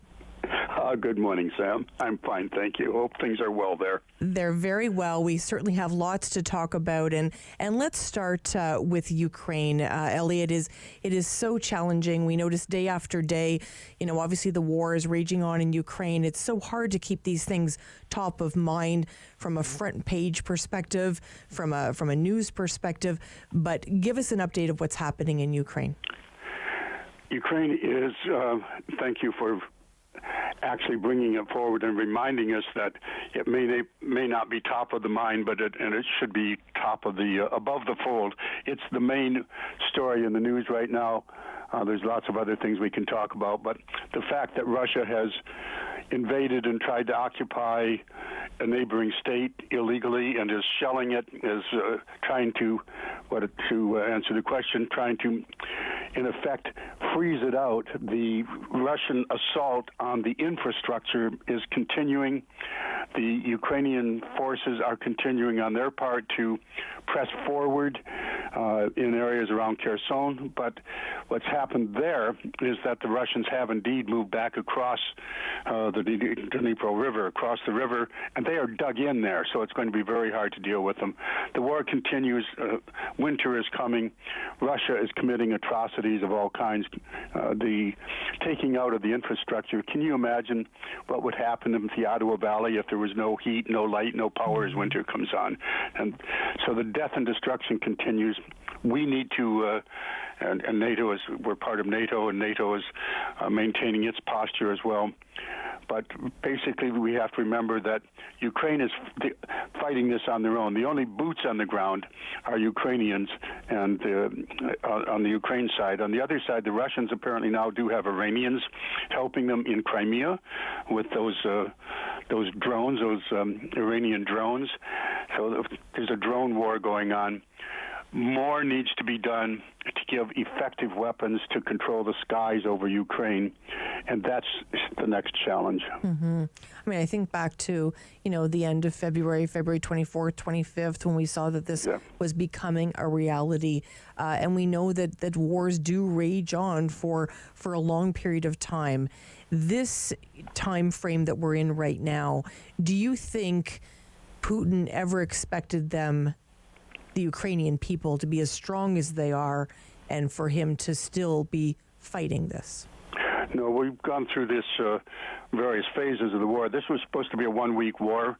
The Russian military would easily squelch the Ukrainian forces. They would be welcomed in with flowers as liberators. The existing government, the Zelensky government, would be dissolved. Probably he would be assassinated. A puppet regime would be put in. We know that didn't happen. So then the goal shifted to Plan B, which was to say, okay, that isn't what we wanted, says Russia. What we really want to do is consolidate in the Donbass and liberate that further, connect it up with Crimea, which they've done successfully with great ferocity. But then they declared that to be Russian territory forever, and we know that didn't happen. Kherson was liberated, Kharkiv was liberated, and so that's not working, and the Russians now are struggling to maintain their position. But remember, they still do control all of Crimea. Mm-hmm. They have about 20%, and some of the best parts of Ukraine in terms of industry and agriculture. Mineral deposits are in the Donbass. The Russians still control that. The war grinds on. The Russians are, a student in one of my classes said, it hasn't changed in 200 years for Russia. They just arm a bunch of peasants with rifles and send them to the front, then count on General Winter and General Mudd to win the battle for them. And that seems to be what's going on. The internal struggle inside the elite in Moscow is very, very striking. Now there's a lot of finger-pointing going on. The head of the Wagner group there, the Wagner group, is saying, I'm the only one who's really successful. So there's a lot of finger-pointing, and Mr. Putin is, meanwhile, staying somewhat silent at the moment and hopeful. But this war is not going well for him, but it's a disaster for Ukraine. Mm-hmm. It certainly is. And, the atrocities that have been committed against the Ukrainian people, and the atrocities that Russia has committed against its own people in terms of, leaving their dead soldiers in the streets. I mean, Elliot, it's just, there's just no humanity in it. The Ukrainians are doing something very interesting. As soon as they do get to move back into an area that had been controlled by the Russians, one of the very first things they do is they bring in documentation of human rights abuses. They have a whole team that is doing that, and those are just piling up, ready to make use of at some point. But yes, the whole question of what to do about the Russians, the figure that we hear, Sam, is that more Russians, now that this has been brought home to the heartland through conscription, heartland of Russia, through conscription, now more Russians are leaving, young males in particular, are leaving Russia than are being conscripted. Mm-hmm. So it's now turmoil inside Russia as well. Also, the sanctions, which we all relied on, which, by the way, were remarkably quick. That was another miscalculation by Putin. But they take a while to bite. Those are now starting to bite. Mm-hmm. This is throwing Russia more into, under basically on the mercy of China. And China likes vassal states. So the future of Russia itself now, and including its territory, which nobody's talking about, the Russians are occupying what China considers to be territory gained through unequal treaties, and Mr. Xi Jinping's main goal, he says, is the great national rejuvenation. So Russia is putting itself into a bind over Ukraine. It's a bind that they themselves have created. And yes, abandoning their own people in the streets is part of their ignominy. Absolutely. And let me ask you this, when you think about everything that's happened, and do not misunderstand me, Elliot, the first lens for me is always, human life. But how has this war affected our pocketbooks here in Canada? I'm sorry, I lost you there. How has it affected our pocketbooks, our finances here, on a personal level? Mr. Putin is counting heavily on the fact that the West will crack. It will not stay united. The uniting of the West, and that includes us and as part of it, was so swift, so solid, so unexpected by him. But he's counting on his ability to crack the West's resolve, particularly over energy supplies, and that includes us. How does it affect us? It affects us in all kinds of ways. We have the world's one of the world's largest Ukrainian diaspora. These are Canadian citizens demanding justice. That's a legitimate concern of the Canadian state. Will we be paying more at the pump? Yes, we are. A lot of the cost of global inflation is being borne now back on us. And so every time we go to the pump, that's a factor. It's also a factor in terms of we're expending our supplies of military goods in order to provide them quickly to where they're making some use. Mm-hmm. Those now have to be replenished. So there's all kinds of ways where there's an implication. Canada has committed actual funds, money to this campaign, but it's considered well worth it. The Ukrainians continue to say correctly that they are fighting the war for us, but they're willing to do the fighting, but we have to help them, and there is a cost to that. Let's shift gears a little bit and talk about the relationship between Canada and China. There certainly have been some developments in the last week or so, especially when it comes to Prime Minister Trudeau. What's the latest here, Elliot? In terms of Canada and China, the main thing is that we finally have released our Indo-Pacific strategy. This is basically a statement by the government of Canada about how it sees our future, and in terms of the Indo-Pacific really is, this strategy is all about what does the world do, and now what does Canada do about a truculent, emerging, aggressive China. We had hopes that as China got wealthier and as it was caught up in the trading relationships, which we encouraged over their generations, over the last while, China would become more moderate and more democratic even. And as Rishi Sunak had just said in the UK, we were naive in that thought. So China has now taken note of the fact that our strategy has now been released, and they are referring to it. This quick summary is that Canada is now saying China is the world's major disruptive force. We know that our intelligence agencies say that China's been interfering in our elections, and we should be taking that seriously, and we are. Maybe more should be done in that regard.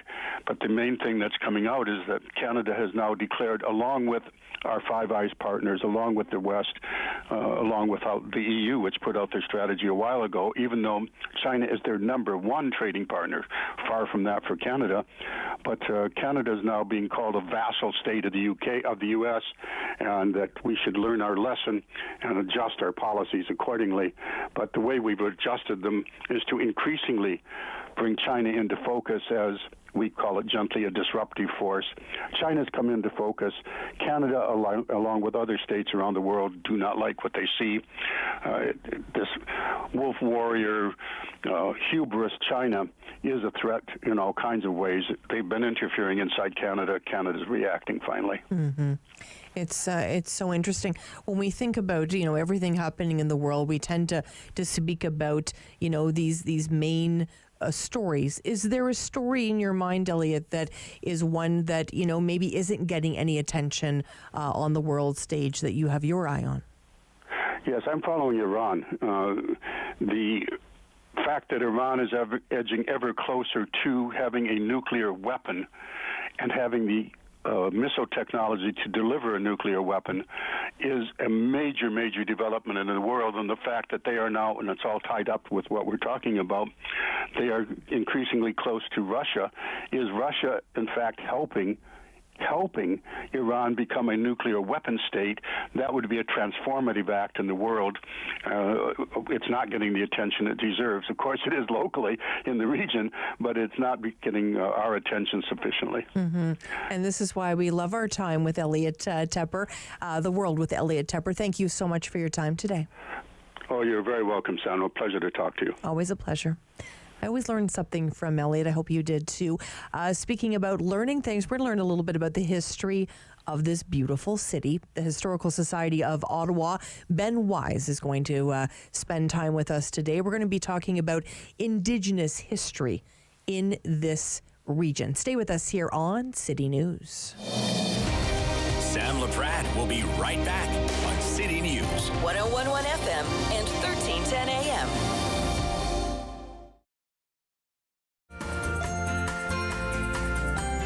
Join us on the next Simply Cooking by Chef, where I scream, you scream, we all scream for ice cream.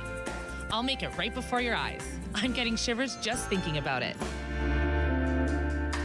Every year, dozens of Canadians are killed or seriously injured because they take risks around railway tracks.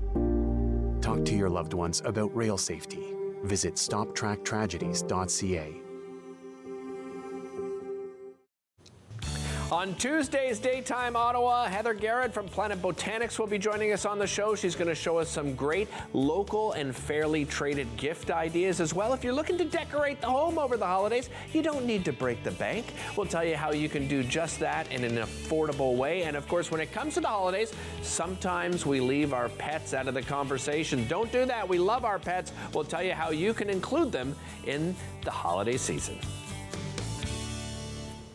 After a night out with your friends, not having a plan for a safe ride home can leave you in a bad spot. You could end up riding in a police car, an ambulance, or a hearse. These unplanned modes of transportation can be a costly choice and do not take you home. Your plan could include a designated driver, a taxi, or public transit. Drink responsibly, choose your ride, and have a plan for a safe ride home. Visit arrivealive.org to find out more.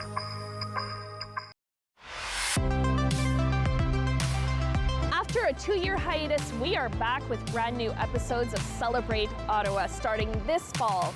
We showcase remarkable people highlighting the city's diversity in arts, culture, sports, and nature. We will show you features that will entertain you and will even teach you new things. Join me, your host, Lila Grind, as we explore and celebrate Ottawa.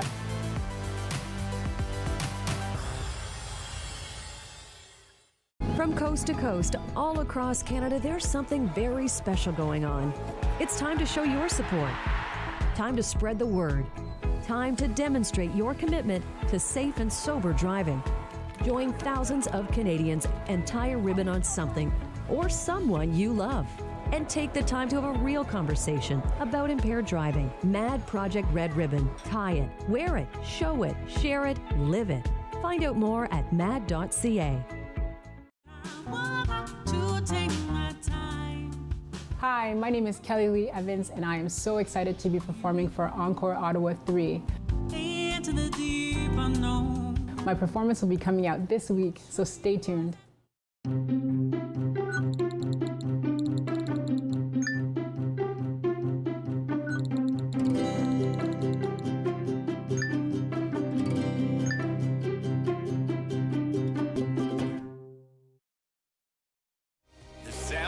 Show continues on City News. 101.1 FM and 1310 AM. I really enjoy the opportunity every week with Ben Wise to look back on the history of Ottawa. Some of it really fascinating. We've talked about women that have helped shape this city. We've talked about shopping that have helped shape this city, different stores that have come and gone, which is really interesting.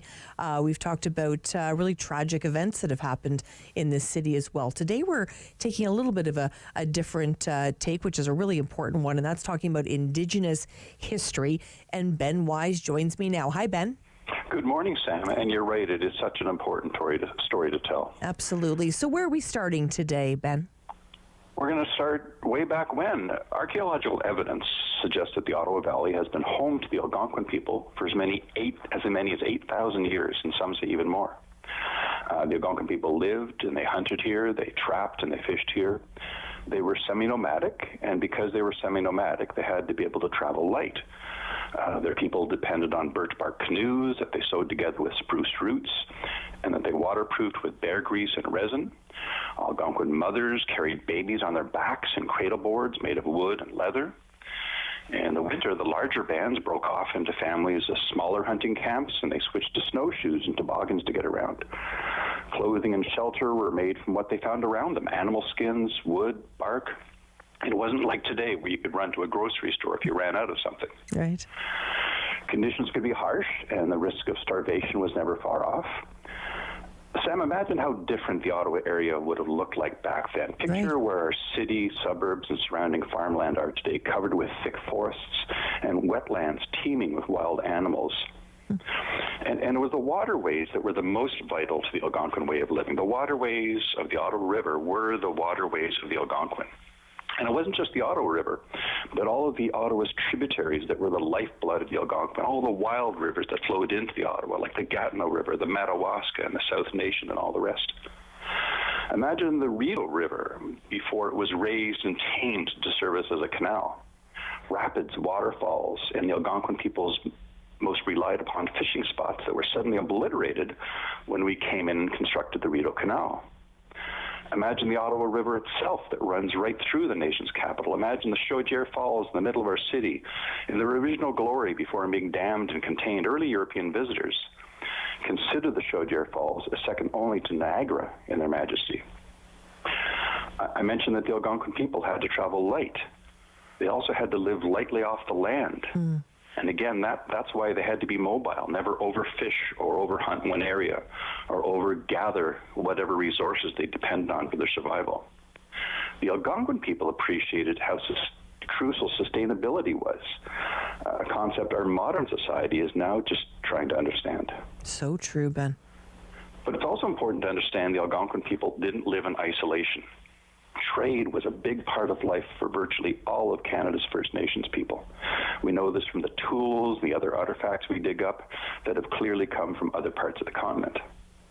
But the Algonquin also happened to live along the Ottawa River, one of the largest trade and transportation corridors in all of North America, even before the Europeans came. And this meant the Algonquin had an extraordinarily high level of interaction with all of the other First Nations. And so the economy that they established here on their traditional land had evolved not only on hunting, trapping, and fishing, but on trading as well. And interaction with the other First Nations people was important in so many other ways too, Sam. I mentioned the Chaudière Falls. Yes. These falls were and remain among the most sacred places of the Algonquin and the other First Nations people. When Samuel de Champlain traveled through 400 years ago, he observed representatives of the different First Nations, putting their differences aside for the moment and gathering together at the falls to engage in solemn tobacco and peace ceremonies. Now, Sam, notice we rely on Champlain's observations, and this is very important to note. It's taking a lot of detective work by the Algonquin descendants of today and by other researchers and archaeologists to piece together the Algonquin's history. This is for the same reason that so much else of the Indigenous tradition and lifestyle was decimated when we Europeans arrived. The Indigenous people's knowledge of their past was based on a long tradition of oral history passed down from generation to generation. But when we Europeans came, we broke up families, we disrupted communities, we caused huge gaps in that oral history tradition. And of course, we did much more than that. We completely disrupted the Algonquin way of life. We escalated old rivalries, which pitted First Nations against each other. We exposed Indigenous peoples to new diseases.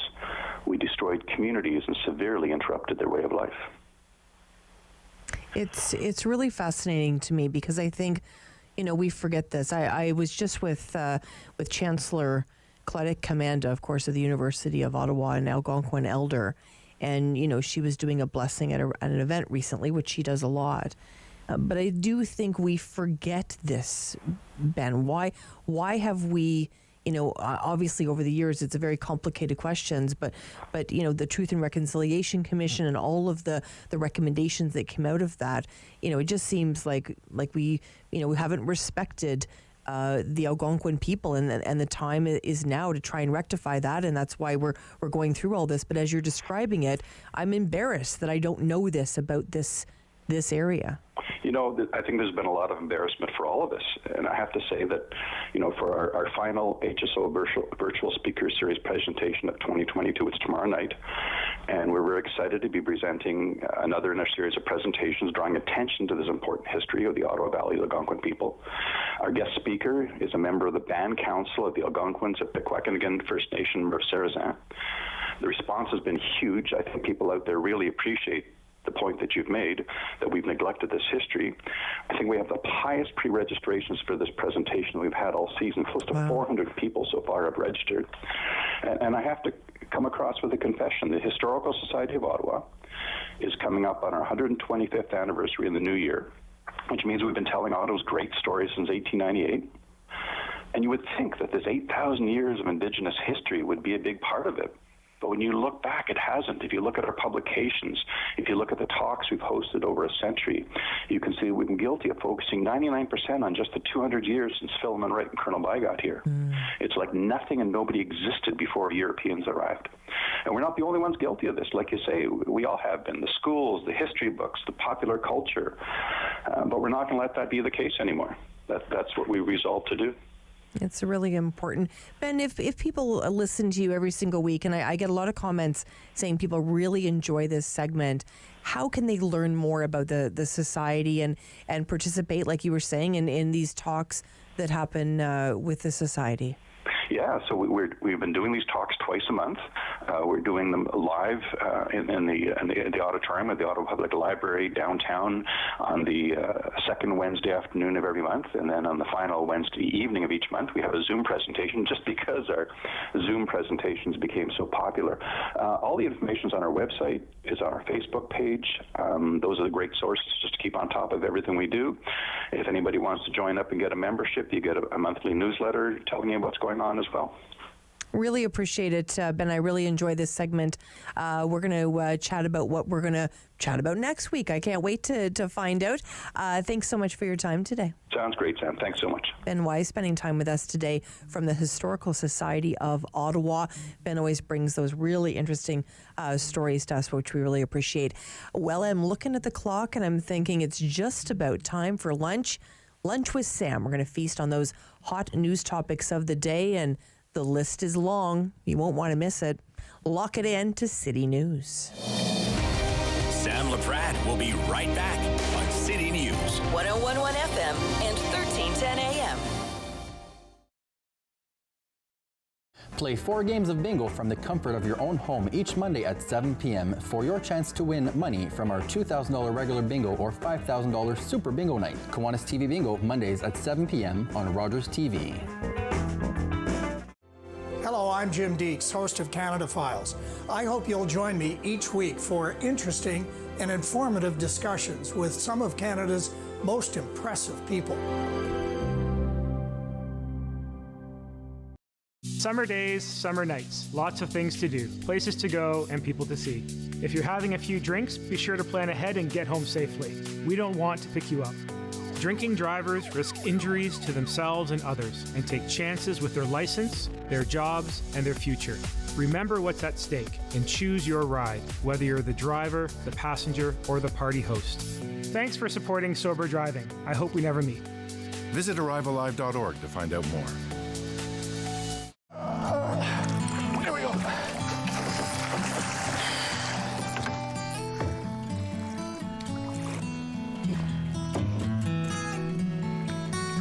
Hey, going back in, okay?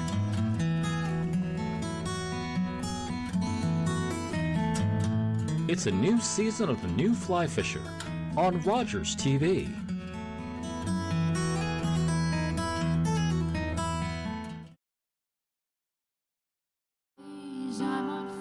Hi, I'm Danielle Allard, and I am a proud Ottawa born and raised singer-songwriter, and I'm part of Encore Ottawa 3. I really hope you like the music and just come and see all of the talent that Ottawa has to offer. October 5th, 2014, my daughter was hit by a train. She was walking along the sides of the tracks, and it shattered her world.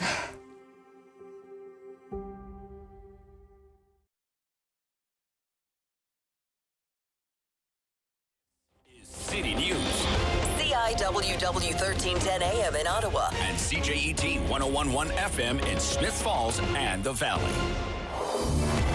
Number 1 for local news, traffic, and weather for Ottawa and the Valley. This is City News 1011 everywhere. It's Tuesday, November 29. Good afternoon. I am Damilola Onime. Right now in Ottawa, it is 0. In Smiths Falls, it is 1 degree. And here's what's making news in Ottawa and the Valley. Ottawa's healthcare system is in crisis, and at a local hospital, the situation doesn't look like it's going to get better anytime soon. Here's City News reporter Perushka Gopakista. It's getting worse. Staffing is worse. Wait times are longer. That was Rachel Muir, nurse at the Ottawa Hospital, who tells City News that nurses are at a breaking point and the lack of healthcare workers makes things even worse. It's pure fatigue. It's our nurses can't keep up the pace that is expected of them now because of the short staffing. When you go onto your unit and you're 2 or 3 nurses short and your patient load has been doubled, or you're just working your 12, 16-hour shift, there comes a point when you can't do it anymore and you leave. She says it's Bill 124 that continues to cripple the healthcare system, which also comes as ICUs are filling up. Piroshka Gopalkista, City News. With the weather forecast for Ottawa and the Valley, here is City News meteorologist Jill Taylor. And we've got quite a bit of cloud today. Our guaranteed high 2 will drop to -2 for the low, and then all the way up to 9 degrees tomorrow. But it will be windy and wet, strong gusty south wind. Thursday, the 1st of December, cloudy, windy, cooler, chance of flurries +1. For today, the guaranteed high 2. City News time is 12:01. Today marks Giving Tuesday, and the Ottawa Humane Society is participating in this initiative to better care for animals in need in our society. City News' Andrea Bennett has the details. The Ottawa Humane Society is a participating charity in Giving Tuesday, with all donations being matched by an anonymous donor. This means a donation of $25 will ensure not 1, but 2 animals get the vet checkups they need, while $50 will provide medicine for 1 week. Stephen Smith from the Ottawa Humane Society says Giving Tuesday is an opportunity to help the many animals in need, and adds in 1 day alone last week, 27 cats were brought into their care. So for initiatives, you of course mentioned Giving Tuesday, which is a fantastic donation opportunity for our community where they can make a donation up until Tuesday and it'll be matched by an anonymous donor. As well, too, we've been running some of our children's camps. We're continuing to do our mobile spay and neuter services. We really have a whole lot going on right now for the animals in the community. Smith tells City News the community's support is needed especially now as more animals need care over the cold winter months. Andrea Bennett, City News. And City News is raising money to keep kids in the capital warm this winter. We've partnered with the Snowsuit Fund and Canadian Tire for a 50-50 campaign, and the winner of the jackpot takes half. The dollars raised will be used to provide snowsuits for kids in need of one in the Ottawa area. At last check, over $30,000 have been donated, and tickets are between $10 and $100, and they are available at snowsuitfund5050.com. You can also have a link sent to your mobile phone if you text money to 555. And poverty is the underlying issue for food insecurity in the capital and in much of the province. This is brought on by the rise in low-quality work, high cost of housing, and the rising cost of living. And for those on social assistance, Rachel Wilson, the CEO of the Ottawa Food Bank, tells City News it is even more difficult for them to afford regular meals. We need a dramatic increase in social assistance rates. 60% of the people who access a food bank here in Ottawa are on some form of social assistance. So if they were receiving more funds, they would not be needing to turn to a food bank often. And we're talking about a deep divide between what they receive from social assistance and even the basic cost of rent here in Ottawa. So that leaves little to nothing left over at the end of the month.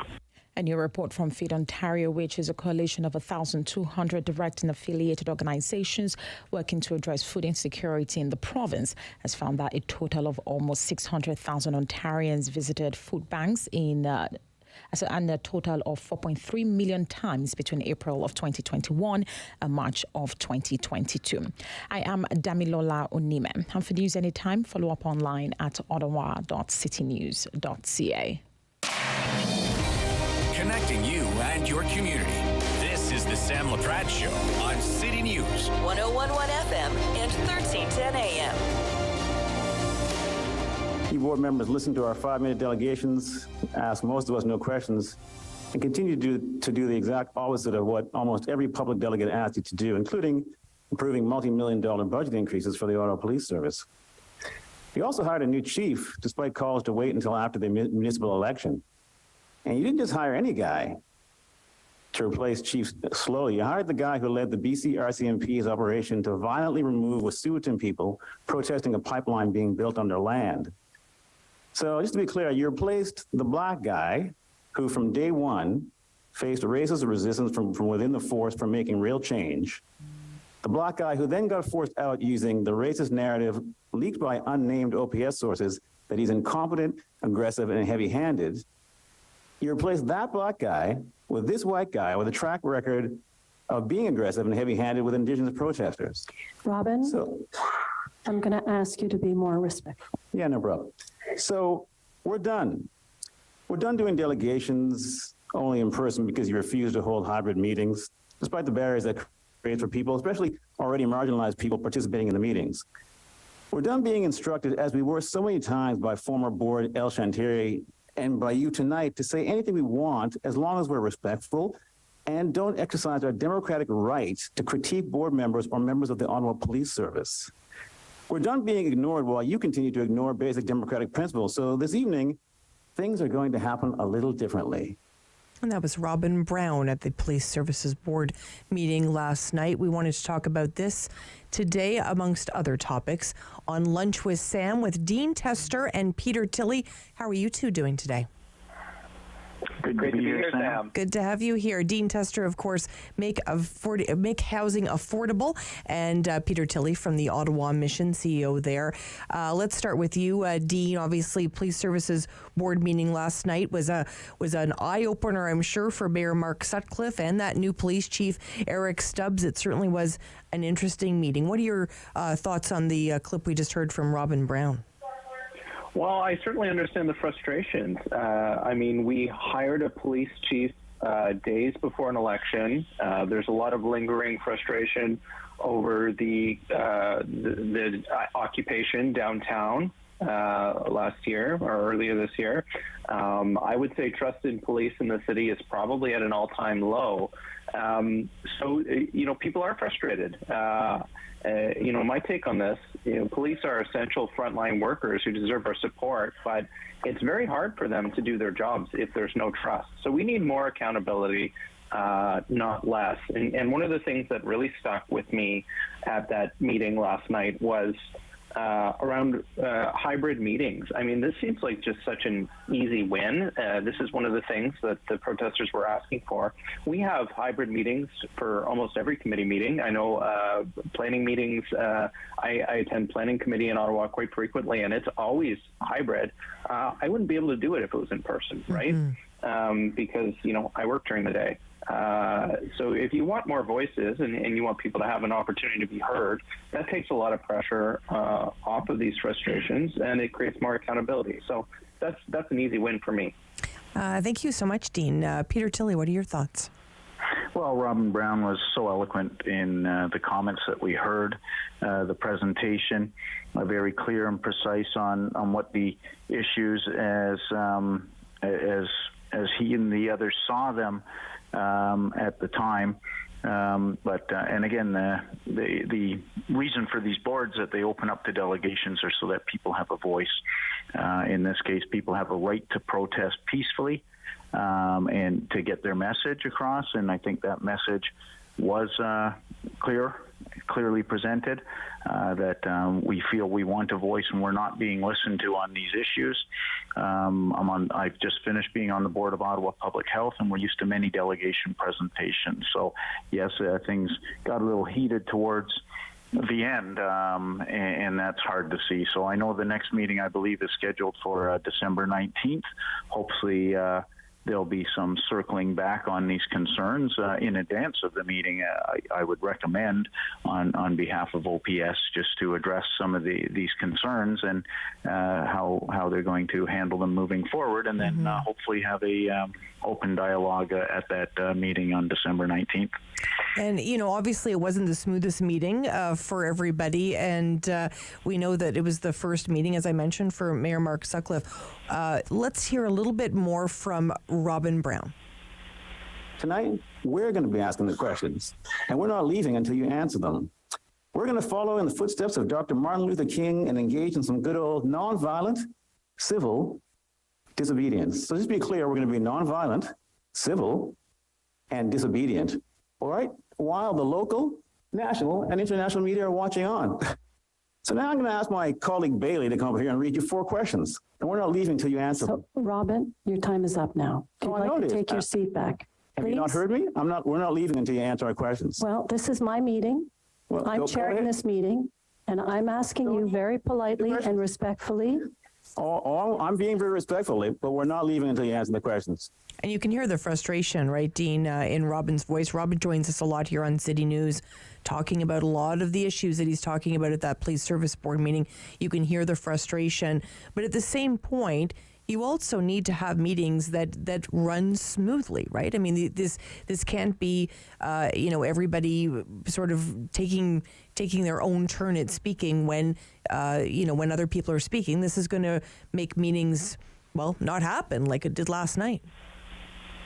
Yeah, something we never had to deal with, even through some of the toughest COVID decisions that we were making as Ottawa Public Health Board, even during the discussions around supervised consumption sites.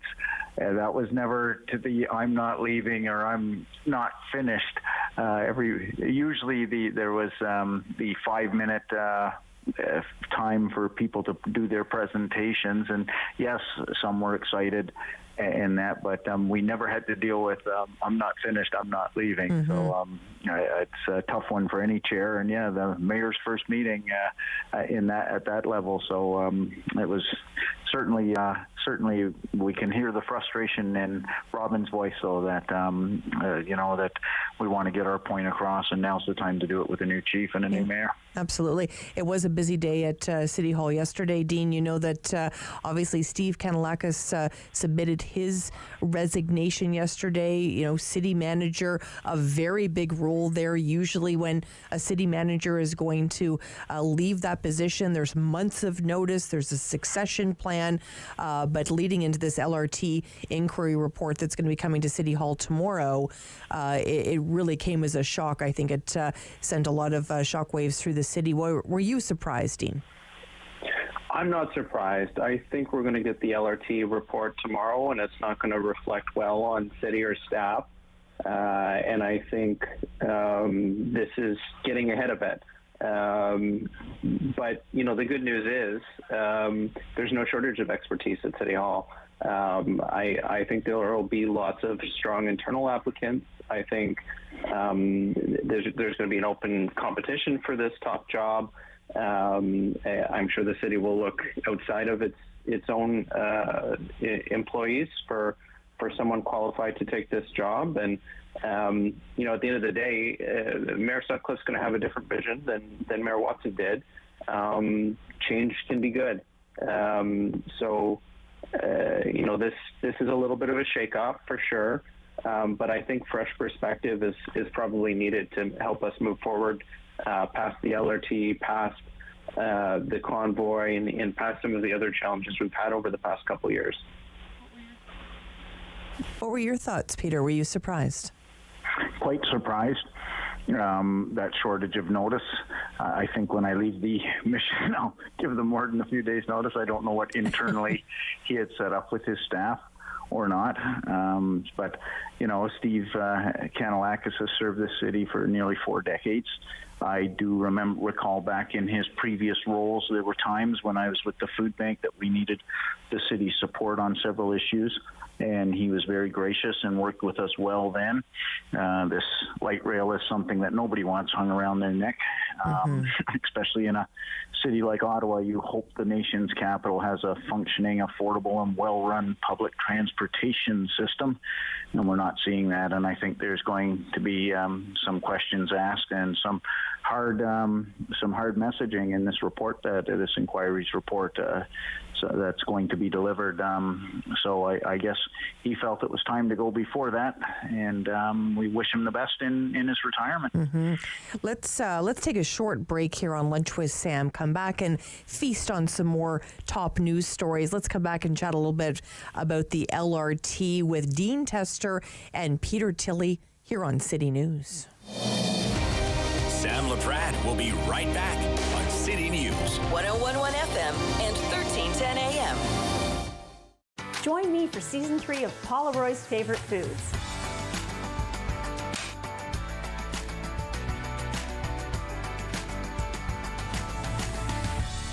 Whew, that was a lot. I think I need a nap. Join us on the next Simply Cooking by Chef, where I scream, you scream, we all scream for ice cream. I'll make it right before your eyes. I'm getting shivers just thinking about it. Hello, I'm Liz Dowdswell, Lieutenant Governor of Ontario. In 2008, carbon monoxide, a deadly invisible gas, killed an entire family in our province. That tragedy led to a new law requiring homes with potential CO sources to have alarms. John Gignac's family members passed away that day, and he shares his story to save others. Please make sure you have working CO alarms in your home. Protect your family today. Ladies and gentlemen, I will endeavor to describe the feeling on this ship. The American ship is just trailing the Blue Nose. Angus should never have agreed to this last race. She's too old. That it!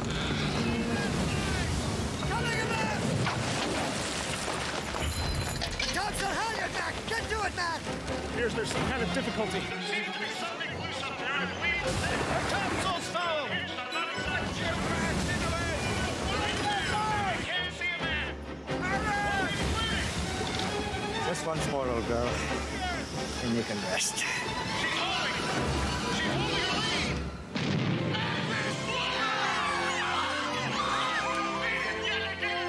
Her last race and still undefeated, the Blue Nose out of Lunenburg, Nova Scotia was fastest in the world for almost 20 years.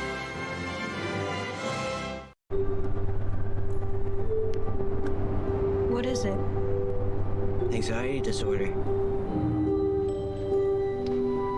Depression. Clear. PTSD. 1 in 2. A flip of a coin. That's the same chance we'll experience a mental illness by the time we're 40. $1 a day can help change those odds and bring hope to those in need. Every year, dozens of Canadians are killed or seriously injured because they take risks around railway tracks. Talk to your loved ones about rail safety. Visit stoptracktragedies.ca.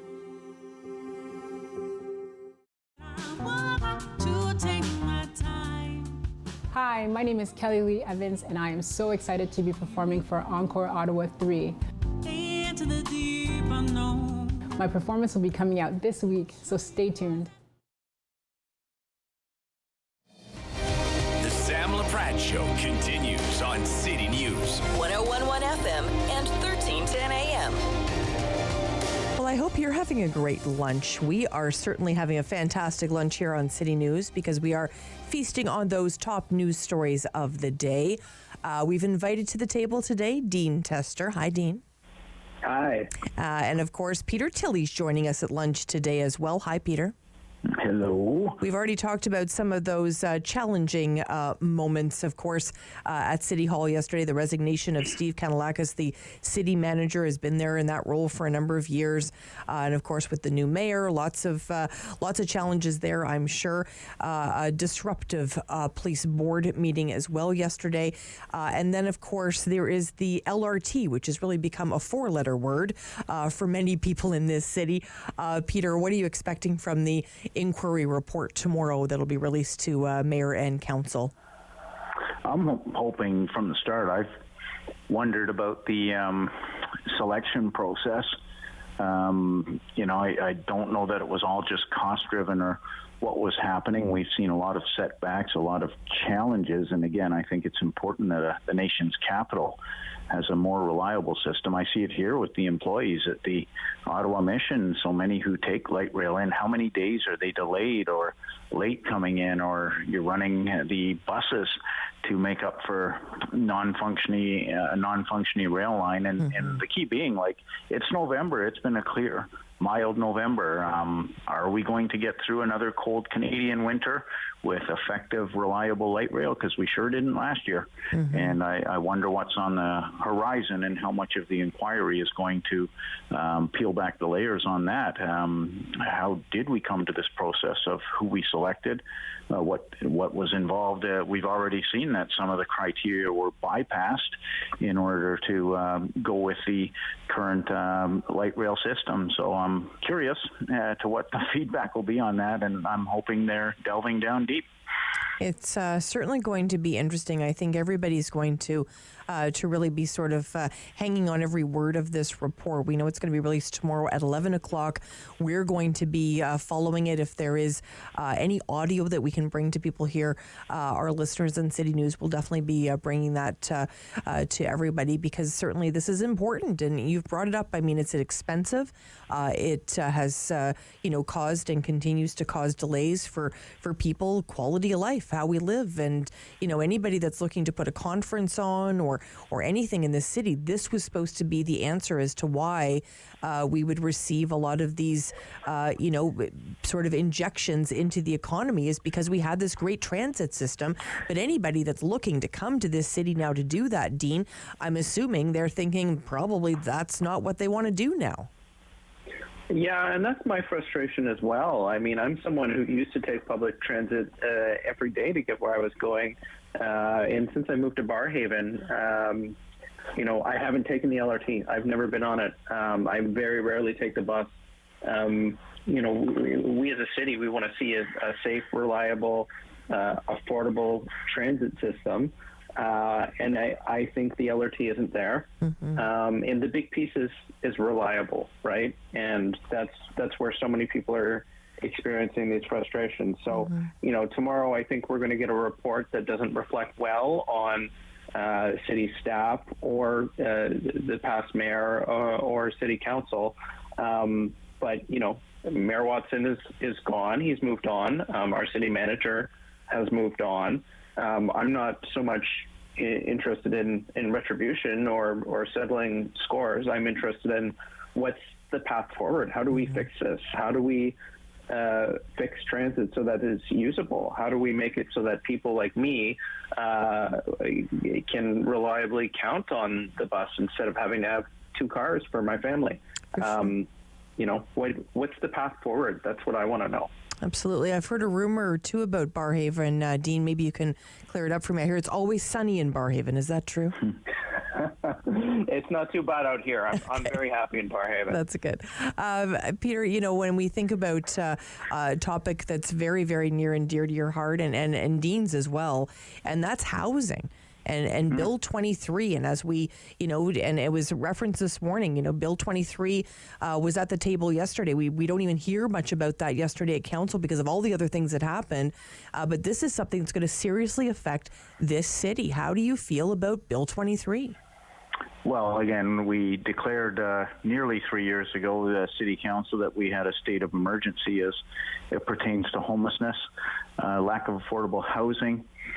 Is Bill 23 going to address that? I don't think it's going to provide the affordable homes being built in communities, let alone in Ottawa, that we require to tackle this shortage of affordable housing. And then if things get to the point where lost development charges mean that the city is going to incur costs at a time where we're not in a position to be incurring costs, how does that impact the rest of the services that we provide, whether it's funding for the shelters, whether it's funding for groups that provide housing, whether it's we could use more rent supplements coming down from the province so we could house more people who can't afford to house themselves. How does that take away from the other initiatives if once again we're being asked as a city to pick up the shortfall that trickles down from the province? So many challenges. It's not a quick fix solution whatsoever. Well, and I think, I think it's lost sometimes on the three different levels of government. There might be three different levels of government, but there's one taxpayer, Dean. I mean, how this affects us if the province is making decisions like that and it trickles down to the municipal level, like Peter just referenced. I mean, the bottom line of it all is that there's only one of us.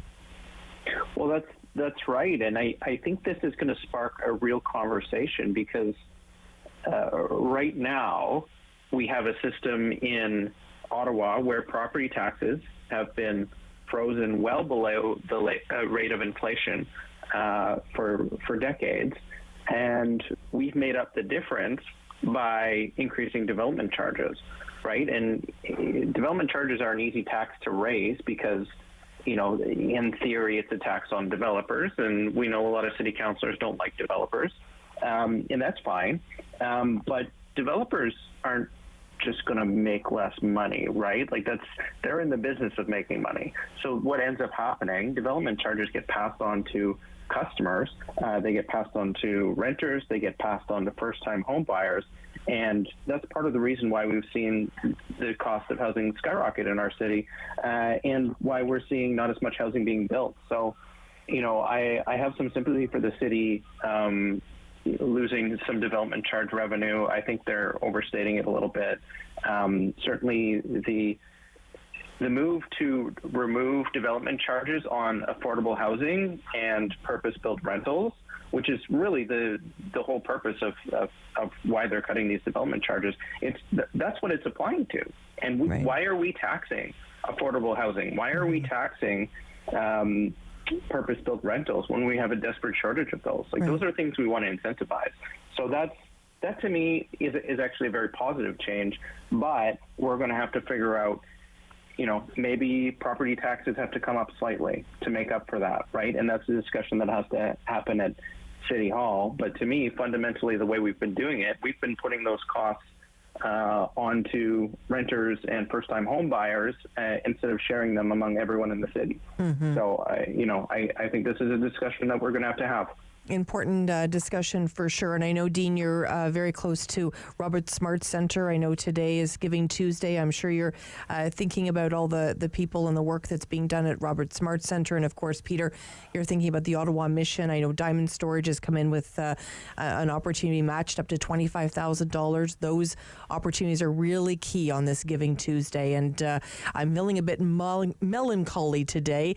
It was 5 years ago today that I sat in this studio for the very first time with Rick Gibbons, who hosted this show, and it was an opportunity to share 3 small charities making big impact in this city, and to think 5 years later that I find myself here today. I'm feeling a bit nostalgic today. So thank you both for having lunch with me today. Thanks, Sam, and congratulations again. Thank you. Appreciate it. Yeah, great to chat. Always a pleasure. Dean Tester joining us, of course, Make Housing Affordable, as well as Peter Tilley, CEO of the Ottawa Mission. An important day today, of course, as I mentioned, it is Giving Tuesday. Lots of organizations looking for your help today. Pick one, pick 2, pick 3, whatever. Sit down with your family and choose 1 or 2 that you can make an impact with today. When we come back, it is the business lunch, which means we talk about all things business. We're going to be talking about the business of accessories today, as well as we're going to be heading to the beautiful community of Westboro Village. Lock it in to City News.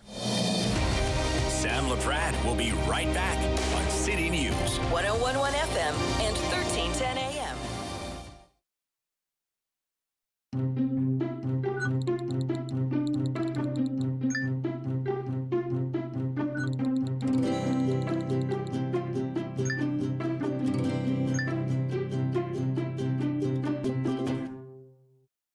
Play 4 games of bingo from the comfort of your own home each Monday at 7 p.m. for your chance to win money from our $2,000 regular bingo or $5,000 super bingo night. Kiwanis TV Bingo, Mondays at 7 p.m. on Rogers TV. I'm Mallory, and I was walking home one night when an impaired driver hit me. He had been overserved in 2 bars before getting behind the wheel. If the servers would have called him a cab instead of serving him more alcohol, my life would be the same as what it used to be. I think servers play the biggest role in keeping us safe because it's up to them what state the person's in when they leave. Refusing service isn't personal, it's the law.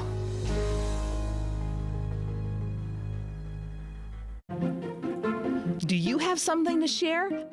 Let everyone know about your next meeting, your need for volunteers, or your fundraising event on the Rogers TV Community Billboard.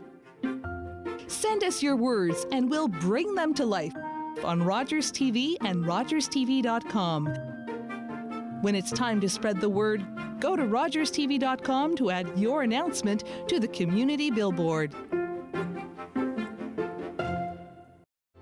Hello, I'm Jim Deeks, host of Canada Files. I hope you'll join me each week for interesting and informative discussions with some of Canada's most impressive people.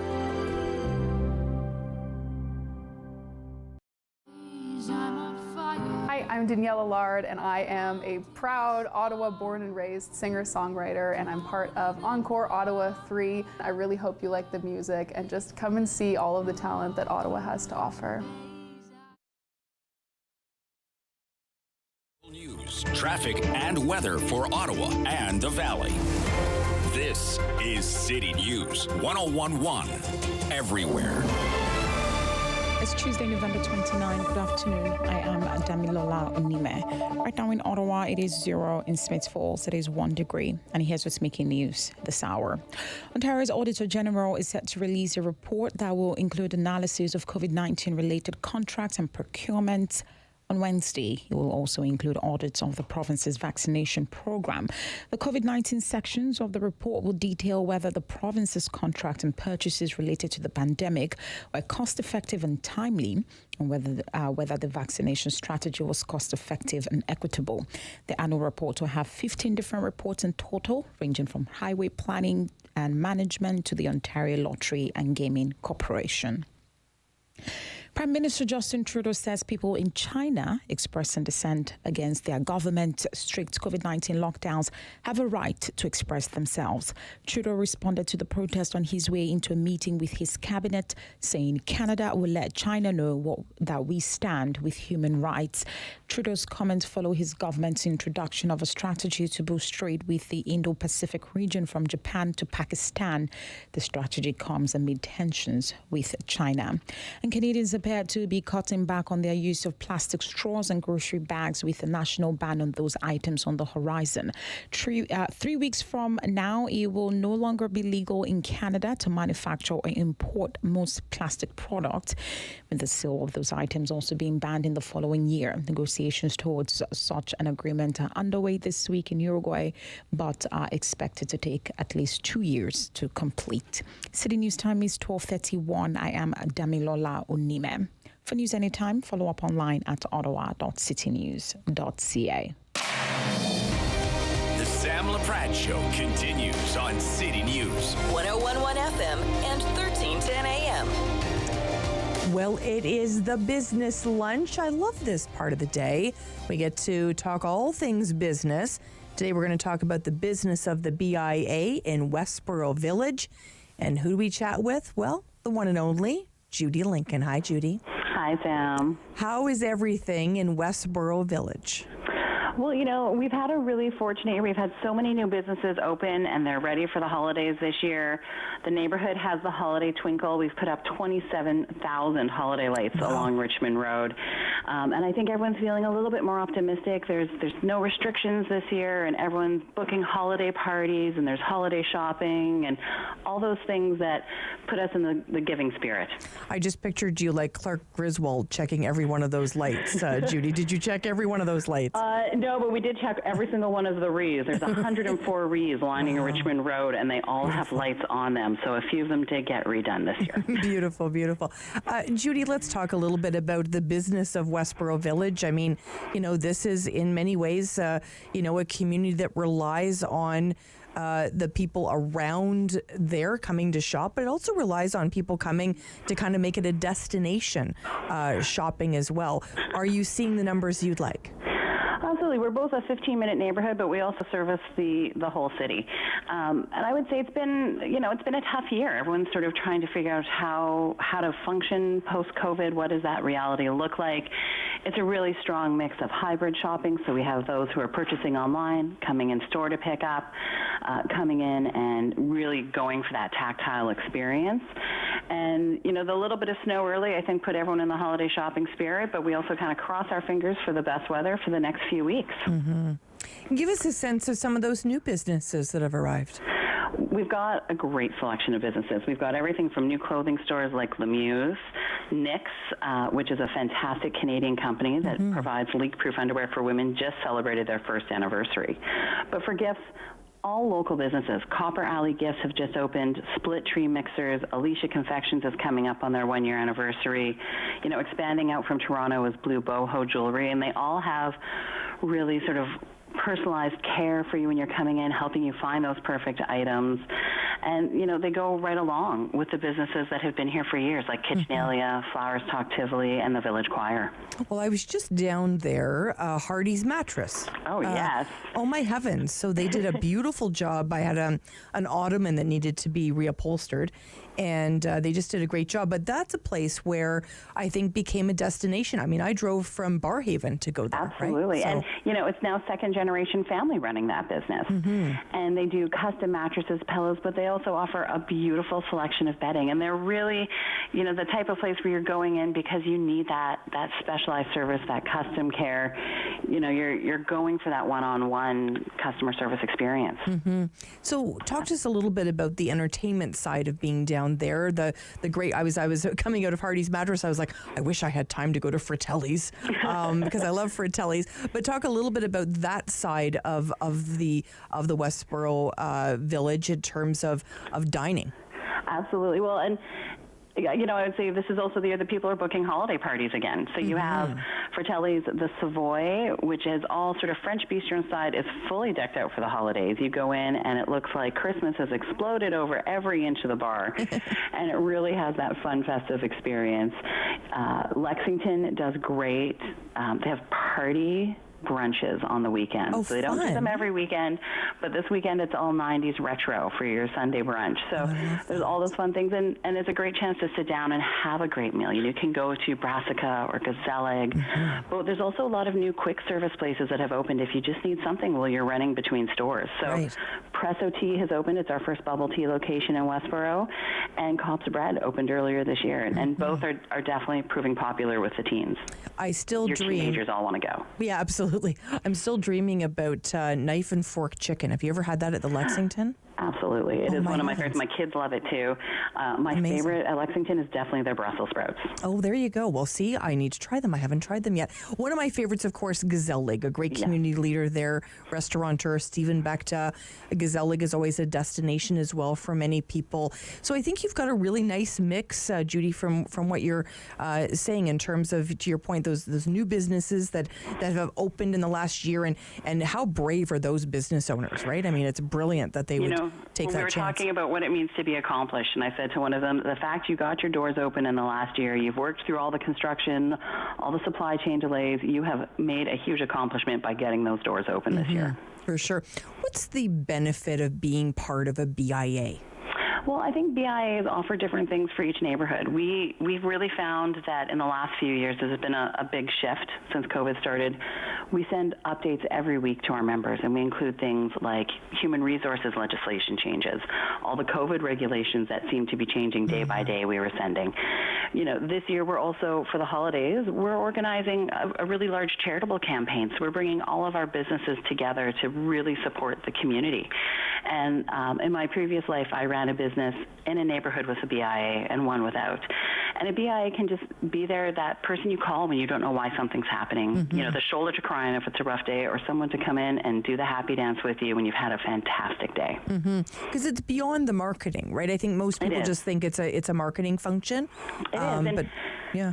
The last few years, we've really celebrated the women in Westboro for International Women's Day, and we bring all of our women entrepreneurs together to celebrate the successes and the challenges, and it's building that community amongst the business owners and providing the resources for, you know, the smaller independents who maybe don't have a national HR team or anything like that behind them, who can bring all the things you need to know together to run your business. Brilliant, absolutely brilliant. And obviously you're encouraging everyone to go shopping for the holidays, as we talked about. Let's say, I'm just trying to give you kind of an example. Let's say a gentleman's listening right now, and he's like, I don't know what to get for my wife. Where's he heading in Westboro Village? Well, easy option. You could always do a gift certificate, manicure, pedicure, massage. Those are all really popular as well. But you could head to any of the women's clothing stores. Lemieux's boutique just opened this year, but it's also next to a lot of perennial favorites like Three Wild Women, Manhattan West, Fashion United. Tallow does amazing sundresses if you're doing any traveling over the winter to a tropical destination. And there's also great places for the men to get ready, too, for themselves if they need to add a few.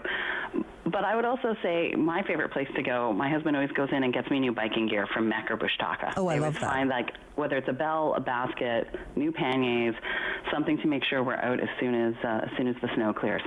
Absolutely. And what about the kids? If we're looking for something for kids, where are we heading? Well, you want to make sure they stay nice and toasty warm. You know, there's no snow now, but it's coming. Right. So you want to head into West End Kids. Make sure they've got their mittens, their toques, everything they need to stay warm. And, you know, you can also head in, find them some, you know, maybe bike gear. My 9-year-old loves getting new bells and riding gloves and all those things from Mac or Bush Taka. My teenager, I think, really just wants gift cards to the bubble tea. Right. He really just wants to go hit up Presso Tea every day. Right. I love it. I love it. Judy, thanks so much for spending time with us today and all that great information. And I'm hoping we've inspired somebody today that maybe lives in the area to take a walk down, or maybe someone's coming and making it a destination. I hope it's a very busy holiday season for all of you.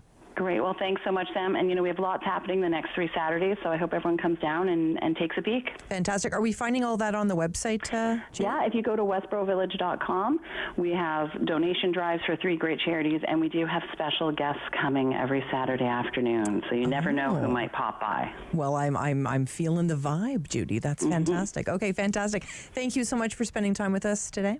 Thank you so much, Sam. Have a great day. You too. Judy Lincoln joining us today on City News. She's from the Westboro Village BIA. She probably named about 25 businesses in that interview. So hopefully we've inspired you today to head that way. When we come back, we're going to take a little road trip. We're heading from Westboro Village. Here we go. We're going all the way to the Byward Market. Come on, stay with us on the Business Lunch on Rogers TV and City News. Sam Laprade will be right back on City News. 101.1 FM and 1310 AM. October 5th, 2014, my daughter was hit by a train. She was walking along the sides of the tracks, and it shattered her world. Join me for Season 3 of Paula Roy's Favorite Foods.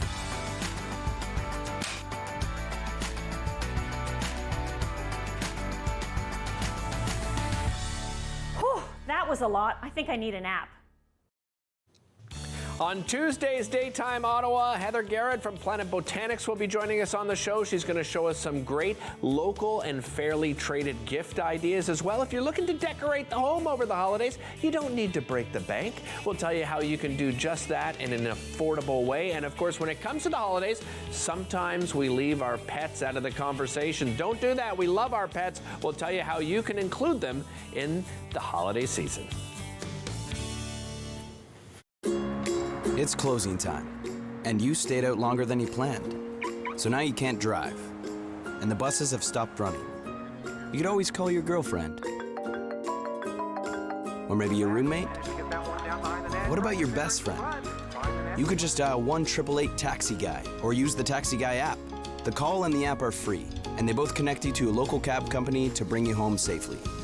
Visit ArriveAlive.org to find out more. Arrive Alive, drive sober. Hey folks, it's me, Giovanni Patini, the host of the RTV quiz show, the hottest show on television. It's the hilarious quiz show where you, the viewers, play for valuable non-existent prizes. It's got great trivia, fun facts, and a lot of laughs, all blended together in a perfect cocktail of edutainment. So join us Wednesdays at 7:30 right here on Rogers TV. Nice. Bipolar disorder. Substance addiction.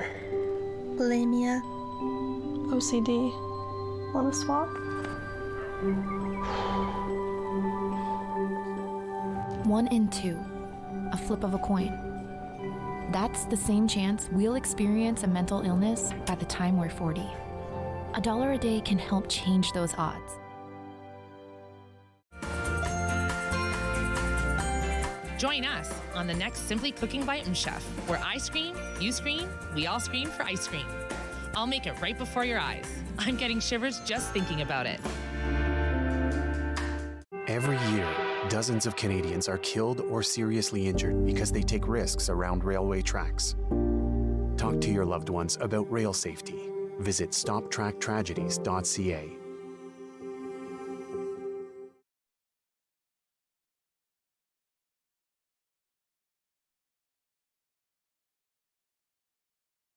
City News. 1011 FM and 1310 AM. Thank you so much for spending time with us today on Rogers TV. Thanks so much for tuning in. We appreciate it very much. And for listening us on City News, you might be still having your lunch. You might be driving, doing some errands, or maybe you're working at the office. We're happy that you're here for the business lunch. We want to talk about the business of style. And when I think about stylish, I think about Mandy Goswitch. She's the owner of Stunning Accessories, and she joins me now. Hi, Mandy. Good afternoon, Sam. You are one of the most stylish women in this city. You always look stunning, no pun intended. Of course, from Stunning Accessories. Beautiful little store, of course, in the Byward Market. But it's a little store, but I don't know how you do it, Mandy. You pack it with so many beautiful, unique things. It's an art. It is an art, absolutely. It is totally, it is an art. I guess because I always lived in small spaces when I left home. And also, my late father owned a very small store on Bank Street that was called Richie's Sports Shop. And it was 2 floors. And I remember as a little girl that someone would say, like, oh, where are the squash balls with the red dot? And he could navigate you downstairs through boxes, behind hangers, behind walls of, football jerseys. And you'd be like, oh, there it is. Oh, I'm exactly the same way. So I've learned, I guess by osmosis, on how to manage a small space but make the most of it without it being too much. I guess I really just created like a big oversized jewelry box in a dressing room, really. Well, you have done a gorgeous job, and I was there recently because I needed to get all styled up for a big event. So you did it very well. Oh, thank you. I was a lot of help from you for sure. When people are shopping this time of year, I think about the business of small business. What's it like right now, Mandy, for you as a business owner? It's challenging. I'm not going to lie. It's totally challenging, especially just kind of, and I say crawling out from Black Friday weekend. Small stores, small businesses, no matter what your commodity is, you can't really compete with the big boys. I can't compete with what's at the mall 2 blocks down who's giving everything away left, right, and center and buy one and get 12 free and all that. I can't. None of us can. So it's made it really challenging. I'm hopeful that as of December 1st, which kind of resonates as, oh, my God, I should start buying holiday gifts and thinking about holiday parties and whatnot, that will come into play to get people to come back into the small stores and come down to the Byward Market and to see all the uniqueness that locally owned stores have, because the big stores are all given fashion direction. We all go based on our own, I guess you would call our own gut, and we buy based on our own style. And, we're not buying 300, we're buying 12 or 30. it makes a big difference. So for me, it's been challenging, but I'm hopeful. Mm-hmm. No, for sure. And I think it's the experience, right? I mean, the experience, and because I was just there, I mean, I'll speak about my own experience. I think when you go in and you're like, okay, this is what I'm going to be wearing, and I don't know if the person at the big box store cares what I'm going to be wearing to the gala, right? Exactly. Right.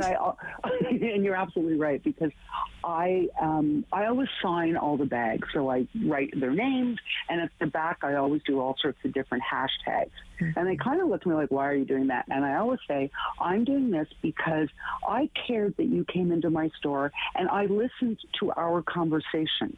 Mm-hmm. Whereas if you were to go into a big box store, he or she really doesn't care. They do sometimes, but not often. So you're one of the masses. There's no sense of loyalty. There's no sense of appreciation. There's very little sense of gratitude, because you want them to, as a small business owner, you want them to come back. Right. You want to excel in the customer service area. Mm-hmm. And I think that's something that people are starting to recognize. It's not going to take away or close down all the big stores, but they like, as you said, I'm wearing this. What should I wear? Right. We can do that because we care.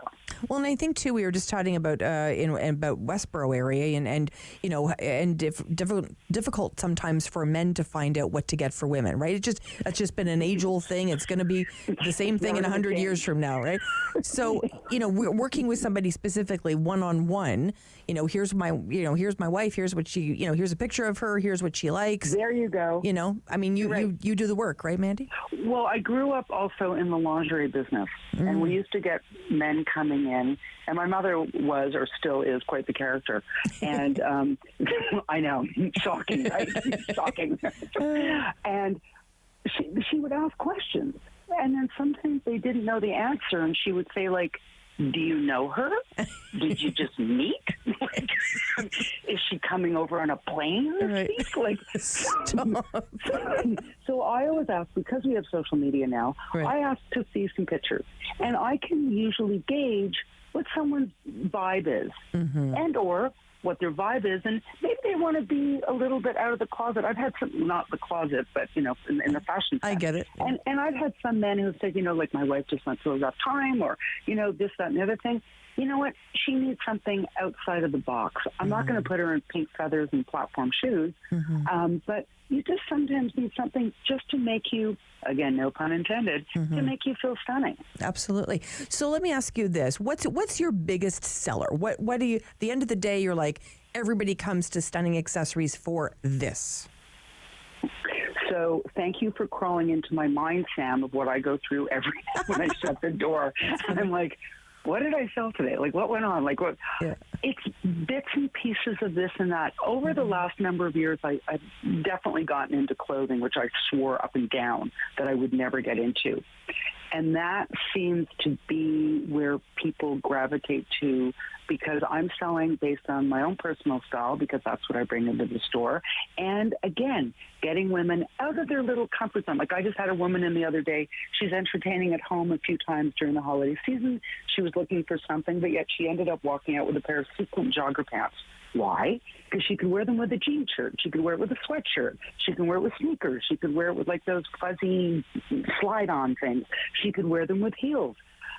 You just don't think. You go outside with a mission, and that compartmentalizes anything else that you might be open to. Really interesting. Yeah, so it's and as you know, it's jewelry. Oh, hi, I have a black dress. Right. Well, that's my favorite. Exactly. What can I do with the black dress? And it's not just from my store. I'll send you somewhere to go get really cool tights, or, I saw this, like, amazing, big shawl scarf or something like that. That's why also I think it's important as a retailer that we know what our neighbors have too. 100%. Before I let you go, let me ask you this. When you're, trying to pivot through this pandemic, you did a lot of social media, you continue to do a lot of social media.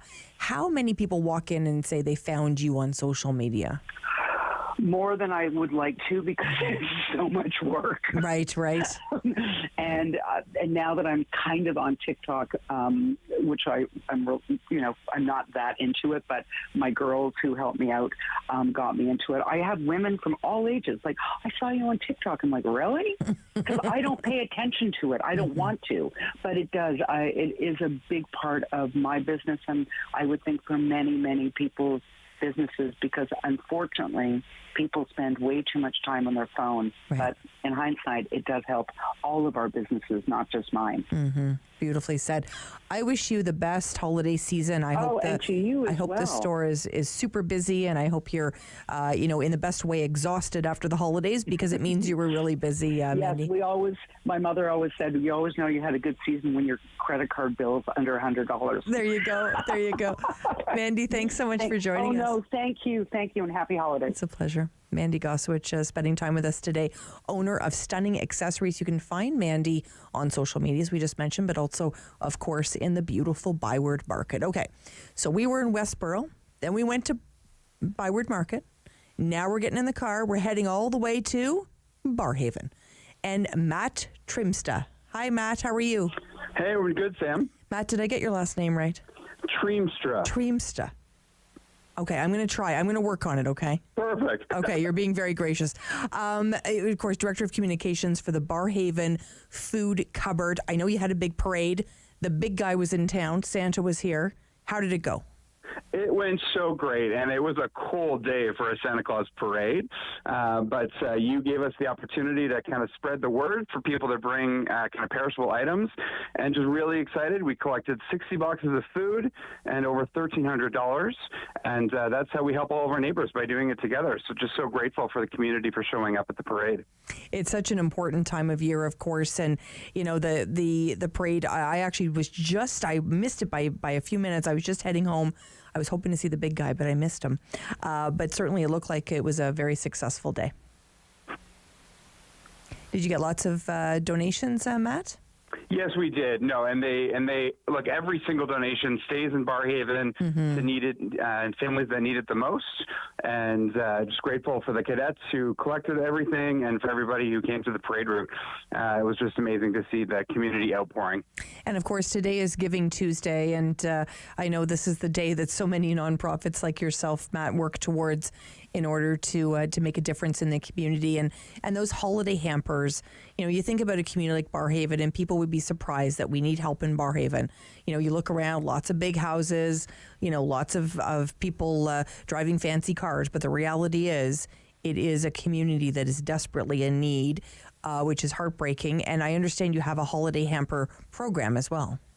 Yeah, you absolutely said it. It's a need that is hidden. You wouldn't think it was there, and we already know it's so hard to even just book an appointment where there's so much need. But what we do at the holiday season is we give a hamper to every family so that they can have food staples, nutrition that can keep them filled for weeks. And these hampers are each $125. And last year we gave around 250 hampers out. Wow. This year, Sam, we're already at 400, and we expect to easily get to 500. So the need is really there, even in a community like Barrhaven. So you're talking about that's the number of requests you've had? Correct, yeah. Oh, wow, Matt.